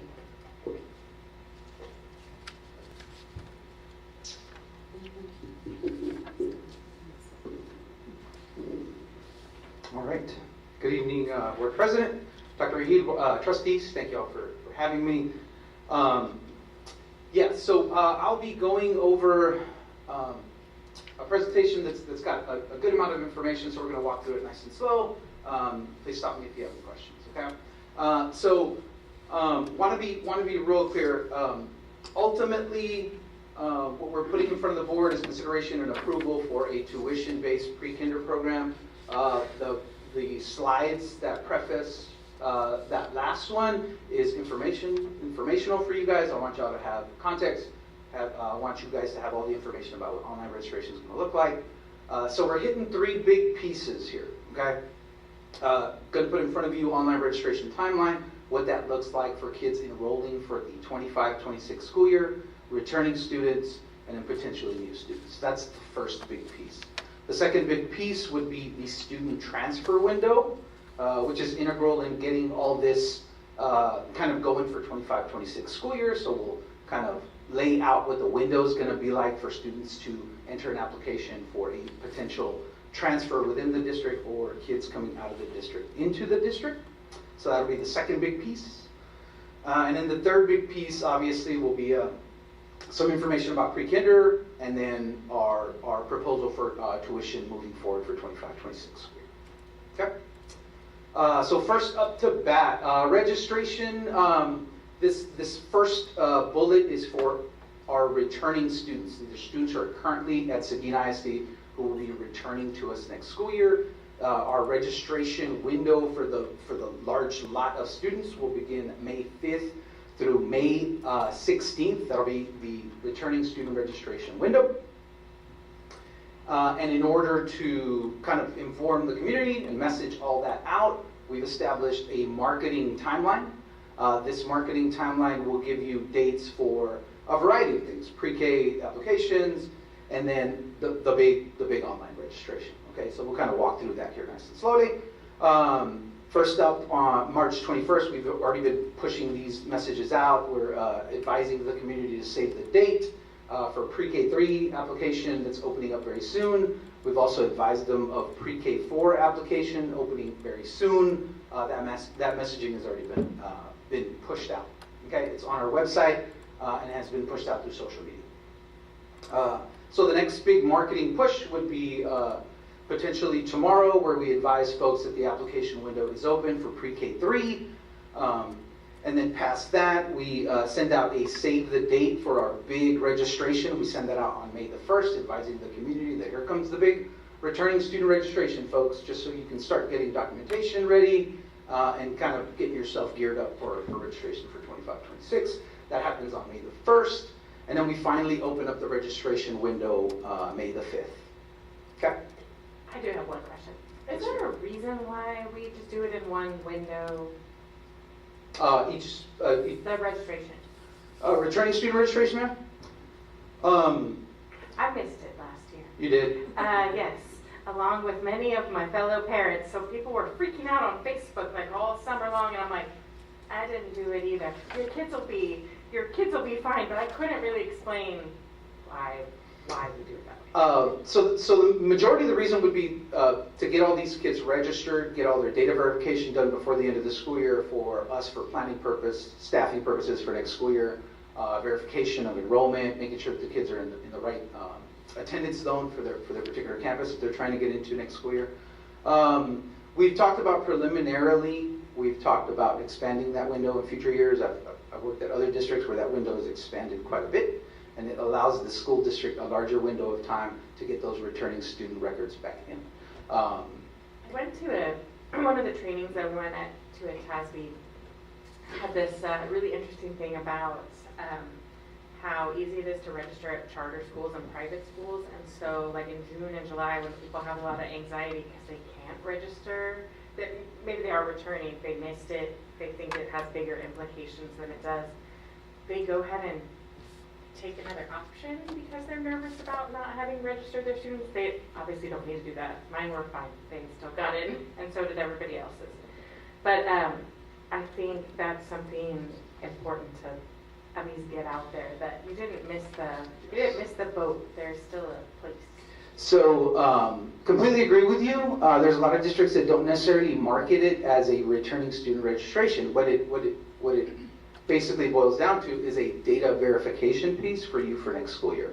You are our students this school year, and we're relying on the fact that you're returning, and we understand the potential is that you are returning to us, and all we're doing as a district is for you to verify your information for next school year. Address, grade level, guardian information, all that good stuff. But you're absolutely right. We've got a seat for everyone. And if they potentially miss the window, we work with those family members to get them registered for next week. And when you say the marketing dates, are you doing this just through the schools, or are you sending this out to local media as well? So our local marketing approach is through our social media platforms within the district and our website. Yes, ma'am. I would encourage you to use local media outlets as well, because they like to get that type of information. Absolutely. Thank you for that consideration. Yeah. Any other questions about the timeline so far? Okay, so making a slight little pivot, right? Gonna go ahead and talk about student transfer window, right? So all students are assured admission into the schools in Seguin ISD. There's two specific types of transfers that we're kind of referring to. Intra-district transfer, which is in-district transfers, and non-resident students living outside of Seguin ISD boundaries that desire to attend schools in the district may apply online. This type of transfer is referred to as intra, that's out of district coming into our district. All transfer applications will be approved and or denied due to existing criteria. So at the time of the transfer application process, parents are notified of what that criteria is that the school district has, guidelines around discipline, guidelines around attendance, and all those family guardians sign off understanding that they understand what the requirements are. So the transfer window begins April 8th and extends all the way through April 24th. This gives us an opportunity to get the applications in, get the requests in. Then my department kind of takes all those requests and then separates them out by campus. And then the additional layer that we've been doing in last year and that we'll continue to do this year is to provide campuses the approval denial window. And that happens April 28th through May 1st. That's where we allow campus administration to see the applications that are coming in and then them vet those applications before we actually make the transition of kids into the appropriate campus on our student information system. So May the 2nd, parents get notified of the decision, and that makes, they get notified of approval or denial, and then that gives us enough opportunity to place the kids in the appropriate campus in time for May the 5th open enrollment. That way when the student opens up an online registration, they'll be in the appropriate campus that they apply to transfer to. Okay? Questions about application transfer window? Just real quick, because it's not in front of me right now, how does the campus approval denial window lay out with like STAR testing and everything else that the campuses are working on at that time? In terms of running concurrently with an assessment? Yeah, like when is STAR testing? Yeah, I think it's second week of April. Help me on the slides. First day of assessment for STAR would be April 11th, I believe. April 8th. They won't have, they'll be through. By April 28th, they should be finishing up the assessment window. Yes, sir. Okay. I just don't want to make sure we're tacking too much onto campuses in that short period to make sure that that doesn't get missed. Yes, Gotcha. they'll be done by the 25th. Thank you. Any questions?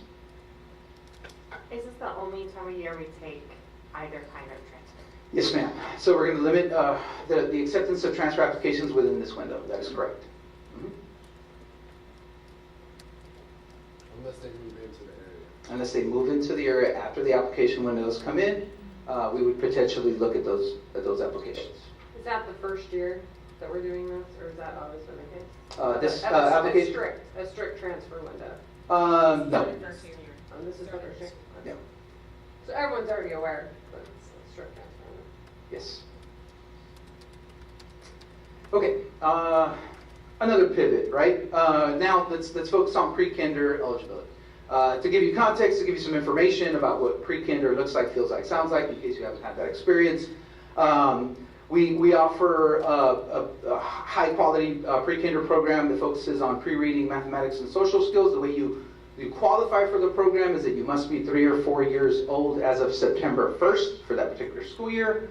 And how you qualify for the program are through a variety of ways, right? Now, one of them is through family income. The second would be a child who's limited in speaking or in comprehending the English language. Student could potentially qualify if they are homeless, if the child's parent is an active duty member, or if the child is is a foster care child, conservatorship of the Department of Family and Protective Services. Okay. We require very similar documentation from these kiddos as we do a regular registration, and that's kind of outlined there. Excuse me, at the bottom of the slide. Birth certificates, Social Security or other personal identifiable comparable document there for Social Security card, emergency phone numbers, driver's license, household income, food stamp or TANF eligibility, and 2 proof of residency documents, such as utility bill or current address and proof of health insurance. Very similar to what we would ask any other family for registration. Okay, excellent. So pre-kinder registration. So to give you a sense of what the timeline would look like for pre-kinder, we've worked collaboratively with, or I've worked collaboratively with a variety of people, including Miss Deborah Riley's team, who is being a complete trooper and hanging out here with us, specifically for this agenda item and for many others. But we worked very collaboratively with her team. She's got a great team out there and provided lots of insight and context for me personally. So thank you very much, ma'am.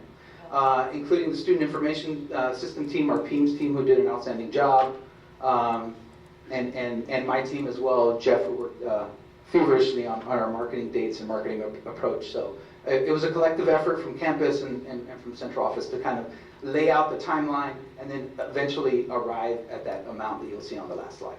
Okay? So the application process opens March 27th. It extends all the way through April 3rd. Pre-K 3 and Pre-K 4, they are, we will have a lottery process that takes place on April the 4th. And we hope to also notify the guardians of the results of that lottery process on that same day. We're going to feverishly work to try and make our timelines and make them work. So we'll have the lottery on April the 4th, and then we'll notify guardians on that same day. And then we'll, yes ma'am? A question on the lottery process. Mm-hmm. When the lottery process happened last year, were there students that were not accepted into the program and the program was full? Yes ma'am. There were students placed on wait lists. About how many? 10, 50, 100? Close to 100. Okay. Yeah, I was going to ask, are we tracking that number on a yearly basis? Because that would be a good indication that we need to expand this program. This is just for pre-K 3. Yes. So yeah, but I had a conversation with Bill Lewis several years ago about they've been trying to buy property around Fall, but pretty much all the land is taken, and there was one house that they would sell to the district, but too much money at that time. We do have wait list numbers, and we are able to track wait list numbers moving forward as a data point in case we're moving in a particular direction with that. Yeah. Okay, a follow-up question. Yes, ma'am. Are we limited by teachers, staff, or space? Is it a space issue? It is a space issue, and if I can speak to the Absolutely. Pre-K 3, I'm very thankful that the district decided to continue with the Pre-K 3 program. There was a lot of discussion at the end of last year that we would eliminate the Pre-K 3 program because we are required by law to provide Pre-K 4. We can't have a wait list for Pre-K 4. We can't turn people away if they qualify. So when you start looking at our numbers that have increased over the last couple of years, we were concerned that we were going to be out of space on the campus to serve our Pre-K 4s. Last year that was an issue. This year it has, we've managed. So the district has agreed to continue the Pre-K 3 program because we know how effective it is. moving them from pre-K 3 to pre-K 4. So. I believe the current legislation is also looking at funding, more funding. Correct. But, you know, how they say one thing and they do another. Yeah. Yes, okay. So notification of guardians happens April the 4th. The registration for pre-K 3 will open up April the 9th. That'll happen face-to-face. That'll happen at Ball Early Childhood Center. Registration for pre-K 4, we'll have 2 days for that, April 10th and 11th. Okay. So limiting of spots, right? So pre-K 3, I'm specifically referring to tuition-based spots, right? So we're going to limit 10 tuition-based seats or possibilities, right? 10 tuition-based spots for pre-K 3 and 20 tuition-based spots for pre-K 4. How many spots do we have in total for pre-K 3 and? So like Ms. Riley mentioned, pre-K 4 is a program that can be expanded, right? So we don't necessarily have a cap on total enrollment for pre-K 4. Pre-K 3, we do somewhat have a cap. Right now we currently have 70 students. 68. I think the original intent was to get to 70 and currently sitting at 68. 8 of those 68 are students that are tuition based. A pretty high percentage. So the 8 that he's referring to right now are district employees, students. They did not pay tuition this year. Yeah. So and I'll kind of highlight that in the next slide about what our current state is of charging staff members for tuition for pre-K 3 and pre-K 4 program. Dr. Carrillo, sorry to interrupt. Yes, sir. Me. This happened this year, correct? Were these the same numbers for this year? Yes, ma'am. That is correct. Thank you. Mm-hmm. Yes, ma'am. Yes. Okay. So this is kind of a heavy slide, but the bulk of your information lies right here on this slide, right? So obviously, big reasons of why we're offering this, right? It's kind of a balance your pros. Yes, it is an incentive for recruitment. It's an incentive for teachers, and it's a big bonus if you're a teacher to have this opportunity to bring your kid into the school district. At the same time, we're balancing this underlying theme of being fiscally responsible and understanding what we're doing with our money within the school district. So weighing those and weighing this data, the group, we've arrived at that mark, right? So what we're proposing for the school board for consideration and approval tonight is the approval of a tuition-based pre-K program for Seguin ISD employees, set at $550 a month. The tuition for this program will be paid in 10 payments throughout the school year, beginning in August. Begins August 2025 paycheck, with the final dedication occurring in May 2026, and the sole method of paying for the school district would be an automatic withdrawal from the staff members' pay. So just to kind of share how we got to this number and what the conversations were like, we pulled several data points, right? So in looking at that first graph, we can see kind of surrounding school districts and what they charge for a similar program. These are tuition-based pre-K programs for their employees. New Braunfels charges $550 a month. Comal is at $628, San Marcos at $390.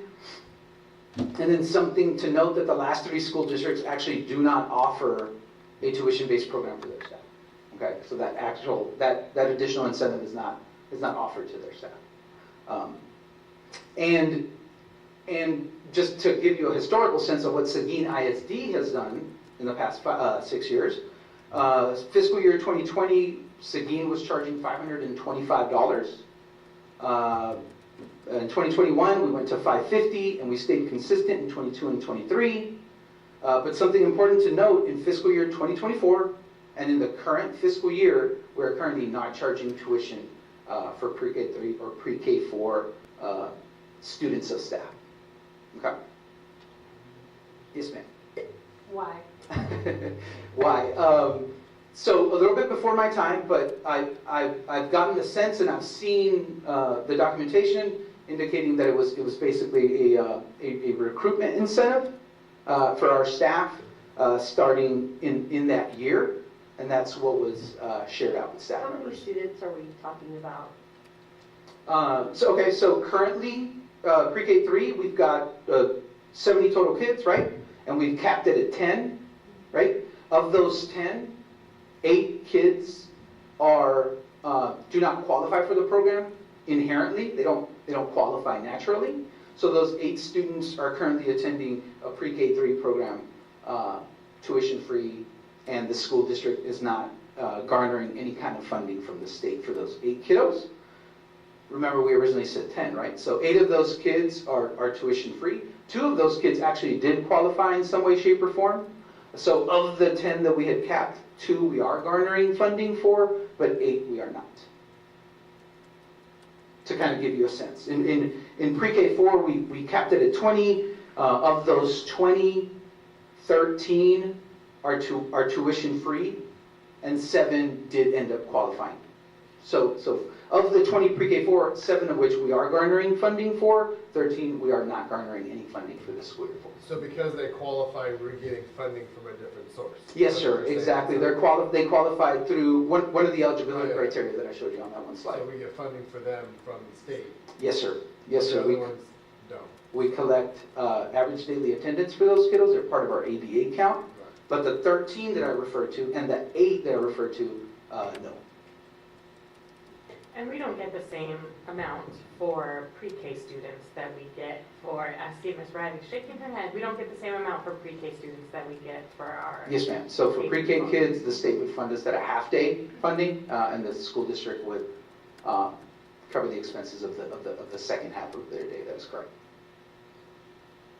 But there is a piece of legislation out there, the full-day funding, so hopefully. And free teachers. So the 8 district staff members who Yes, ma'am. currently have children in pre-K3, Mm-hmm. would they have expected as part of their recruiting that they would also have tuition-free pre-K4? So our plan is to message this plan out very clearly, and over-communicate this plan starting tomorrow for staff members, because in the next year, in the 2025-26 school year, those staff members would be expected to pay tuition to the school district. Because it wasn't advertised as that, as an incentive to teachers. It wasn't sign up and your 3-year-old or 4-year-old, can come to school tuition free, even if they don't qualify. It was not rolled out that way. More like a cherry on the top, not necessarily a package. Yes, ma'am. Can I entertain any other questions or wonderings? I just have one quick question. On the pre-K3 thing, you said it's a lottery. Yes, sir. Is that lottery for everybody that's qualifying? Okay. Yes. I just question was asked. And So they all register, and they all go into a lottery. Yes, sir. And then if they get the name pulled, then we're good. Yes, we'll actually run 2 lotteries. Potentially, we'll be running a lottery for our non-tuition based kiddos, and then a separate lottery for our tuition based kiddos. We'll have 2 subset of kids that are going to want to get one in. That lottery process. Just to clarify, they're actually not registering, they're actually applying. Applying, right, I'm sorry. Okay, I just want to make sure that, because applying. believe me, my secretaries for the last 3 days No, I can imagine. have answered that question 100 times. Yeah. So they are just filling out an application, Right. and it goes through the lottery then. Okay. And so once the top 60 Correct.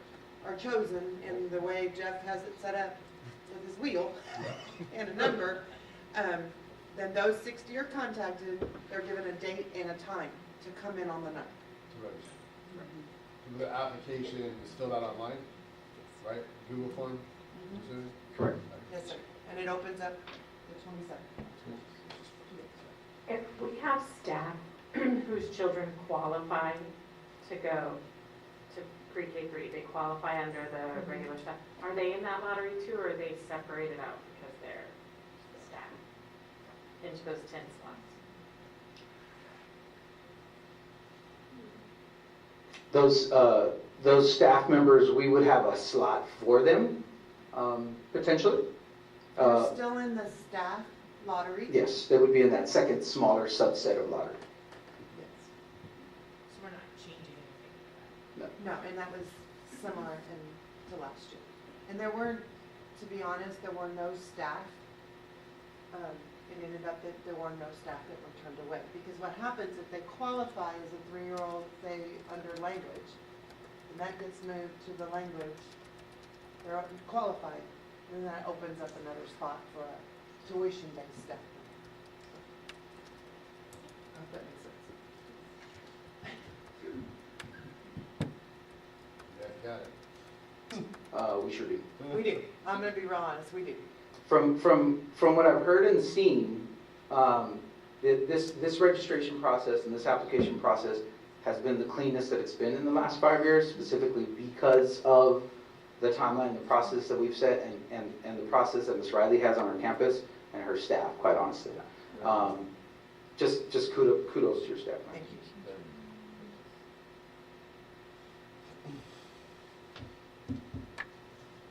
Any further questions? Have a motion? Madam President, I move to approve for the tuition-based pre-K program as presented.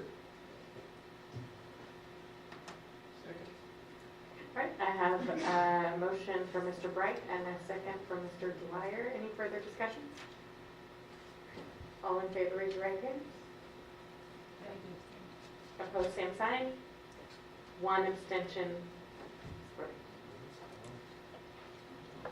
Understand.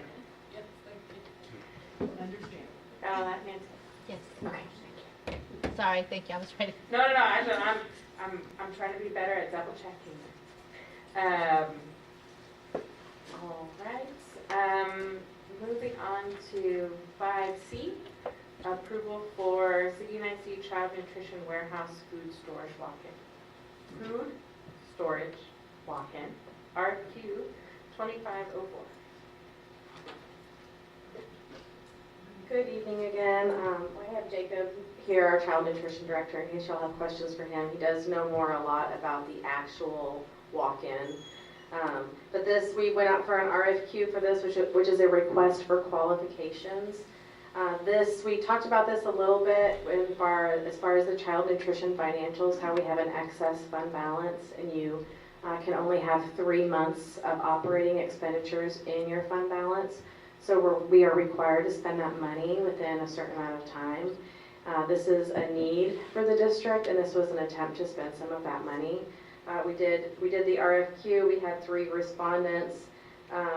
We rated them on the list of items that you can see on your attachment and came up with a recommendation. But I'll let him explain a little bit about what it is and where it will be located.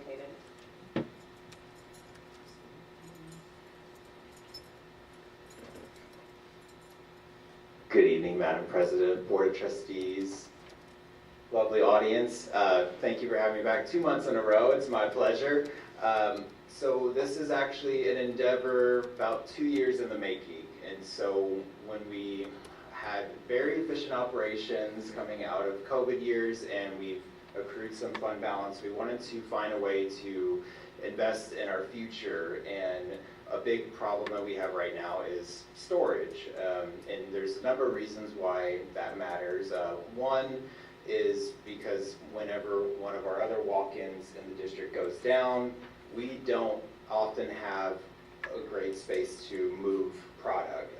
Freezer space is sometimes available at high school, but cooler refrigeration type temperatures for produce, dairy products is often a need that we do not have a great resource for. So a lot of times we're scavenging milk boxes, reaching coolers, any of those things that we can store extra product in.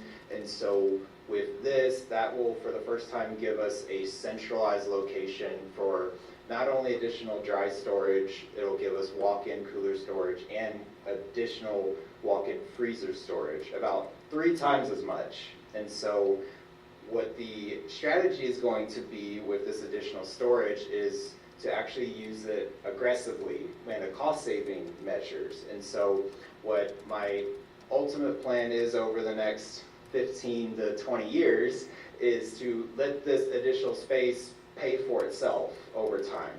And by that I mean we can start using our manufacturers to directly deliver our high-use products from us instead of ordering them weekly from our distributors, because the distributors are going to have markups on every single item we bring in. So if we know we're going to buy 1,000 cases of our awesome whole muscle chicken products, then we can bring those in and store them in bulk quantities in a quality location, and we know that we're going to have some savings on those products. But not only that, there are free food items available from USDA that are literally sitting in a warehouse in Houston that districts haven't used themselves. And so whenever other districts don't use those free items that USDA allocates to them, it gives other districts who are maybe a little more advantageous and responsible with those commodity items we get from USDA. And so we can take advantage of that. But right now, we literally only have room for about 11 pallets at a time. And we can only get deliveries once a month. And so if we have more space, we can utilize those monthly deliveries to bring in more product, and then we can be more efficient with our menu planning, because one thing that happens with bringing in those commodity products is we have to adjust our menu plans as well, because those products aren't always one-to-one from what we usually bring in from our distributor. And so this will allow us to be more proactive and plan better, but then also over time it'll give us cost savings, because the future is unpredictable, as we know, with funding sources all around. And so we want to spend down the money right now because we do have that obligation and that requirement, but we also want to use it in a way to where it can benefit us long term, to where if we need to be more aggressive with how we're spending our money and our expenses, then we have an opportunity to do so. And our current freezer right now is, like I said, it's smaller, and it's also, it's showing its age. It has a ramp to get in, which is a little bit of a safety concern, and the flooring on it is coming up, which has caused some of us to trip here and there. And so there's other minimal things that we're trying to do as well to address those safety concerns as well for our staff that work at our warehouse building. And so with the new design, we'll also be able to have it outside the building. It'll have an insulated flooring to where it's a concrete base to where it's not going to have as much wear and tear as the current metal fabrication. And then also, it will be located out of our building to where we can then utilize the additional space, tearing down the current freezer for additional locations for office staffing or training, so that we can do in-house stuff. Not that the PLC rooms here are not great, but sometimes we want to have impromptu meetings, and so it'll allow us those things as well. So we're really trying to be resourceful with the space that we have, and also think about the future and being financially prudent as well. So this is a cooler and a freezer? Yes, sir. So it'll be it'll actually have a climate-controlled dry storage area, a refrigeration area, and a freezer area as well. Yes, sir. All the external to the building, for it operated where you can go in and out, in and out, and all that kind of stuff. Correct. Yes, sir. You operate a forklift? That is the goal. Yes, sir.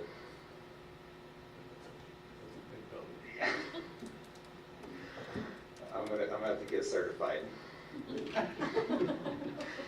we go to training for that? Yeah. As it grows, it's a good preparation for the future. What you're thinking about, you're thinking long term. Good. Yes, sir. Is this across the street? Yes, ma'am. Yes, ma'am. And so add on in the future, it could be, yes, ma'am. It's I wouldn't say that it's initially designed for that, but those things could be done in a much more cost-effective way, being external from the building, than it would be for us to try to add on to the one that's currently inside the facility right now. And I will say, just to put it out there too, that we have considered the egress from the parking lot as well, and so we've been in contact with our maintenance department to make sure that there's not any the the format and the layout of our freezer would not cause concerns with travel in and out of this parking lot. And also, just to be, this is a little bit different process than y'all are used to. You will see this come back in the form of a bid or an RFP, a sealed bid. So you'll see the price come back to you. We are really, the Texas Department of Agriculture has extremely restrictive guidelines, even more so than our federal programs. So we're jumping through all the hoops to try and get this done. But that's why they've been working on it for 2 years, because it's been a little difficult. And this is a design build, so you don't have specifications for how big it's gonna be or anything? So we will have to, yes, sir. Yeah, that'll all get put out. Any questions?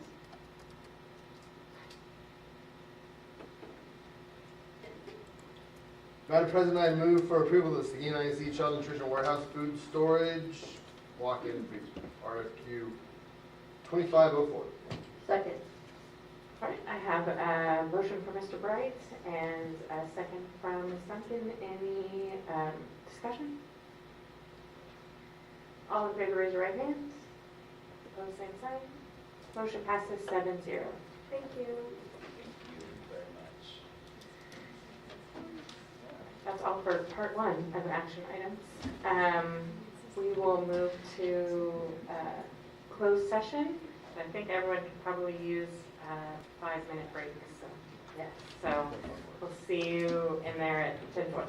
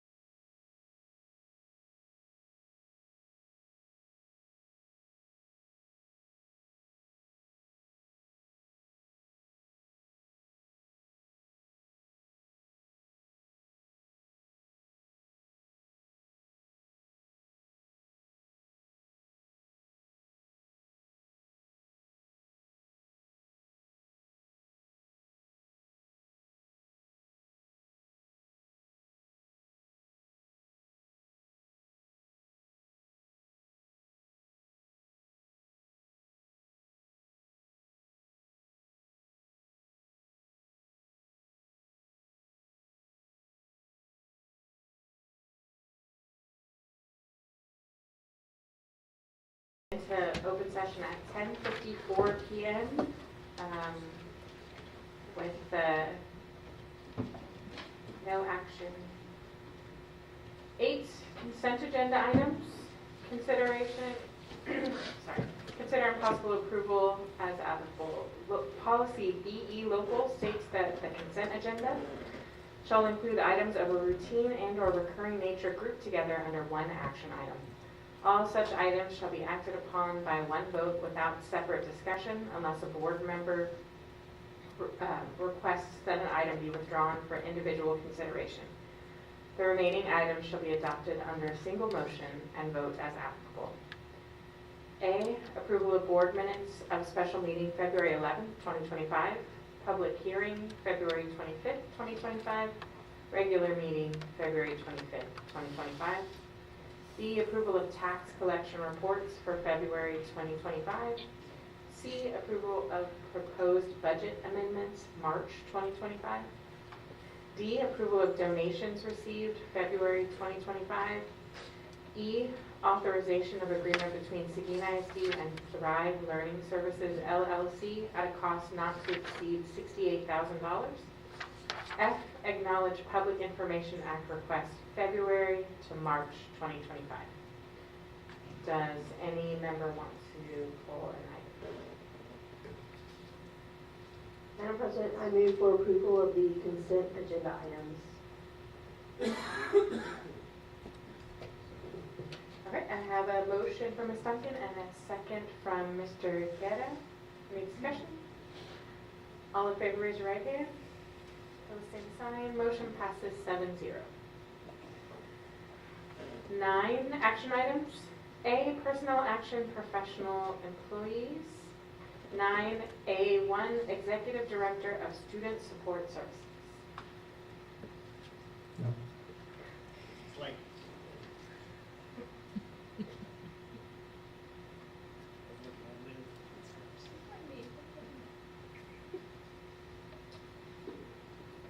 all right, these 2 recommendations are for administrative contracts recommendations, and we shared the information with you all. The Executive Director of Student Support Services and Assistant Principal for Jefferson Elementary. I'm not sure what else you would need from me. If you have any questions. I know I answered a few already, but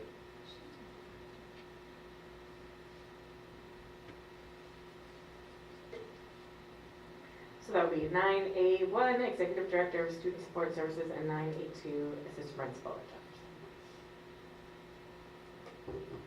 Jefferson. Madam President, I move to accept the recommendation for personal action professional employees for 9A1 Executive Director for Student Support Services and 9A2 Assistant Principal for Jefferson Street Elementary. All right, I have a motion from Mr. Bright and a second from Mr. Guerra. Is there any discussion? All in favor, raise your right hand. Opposed, same sign. Motion passes 7-0.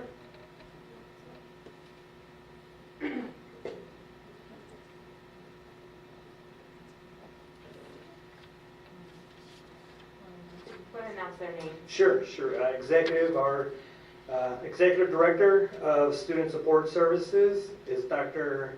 Kenneth Vogel, not to be confused with the school, and he is he is coming to us from Fort Stockton ISD. And our recommendation for Assistant Principal at Jefferson Elementary is Cointa Perez. It's a hyphenated name.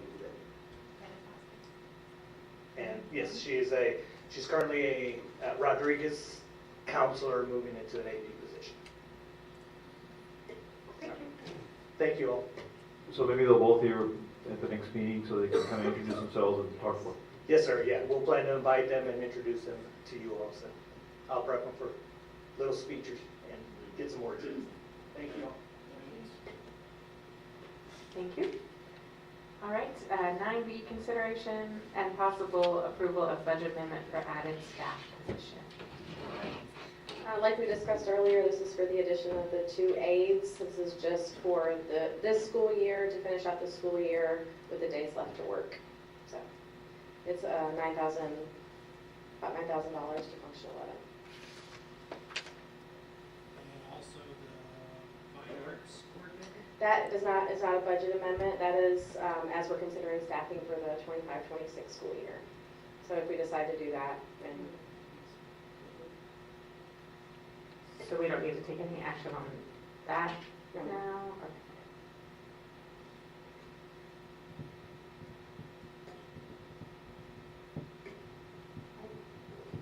I move that we approve the budget amendment for added staff positions. Second. Thank you. All right, we have a motion from Ms. Miller and a second from Ms. Duncan.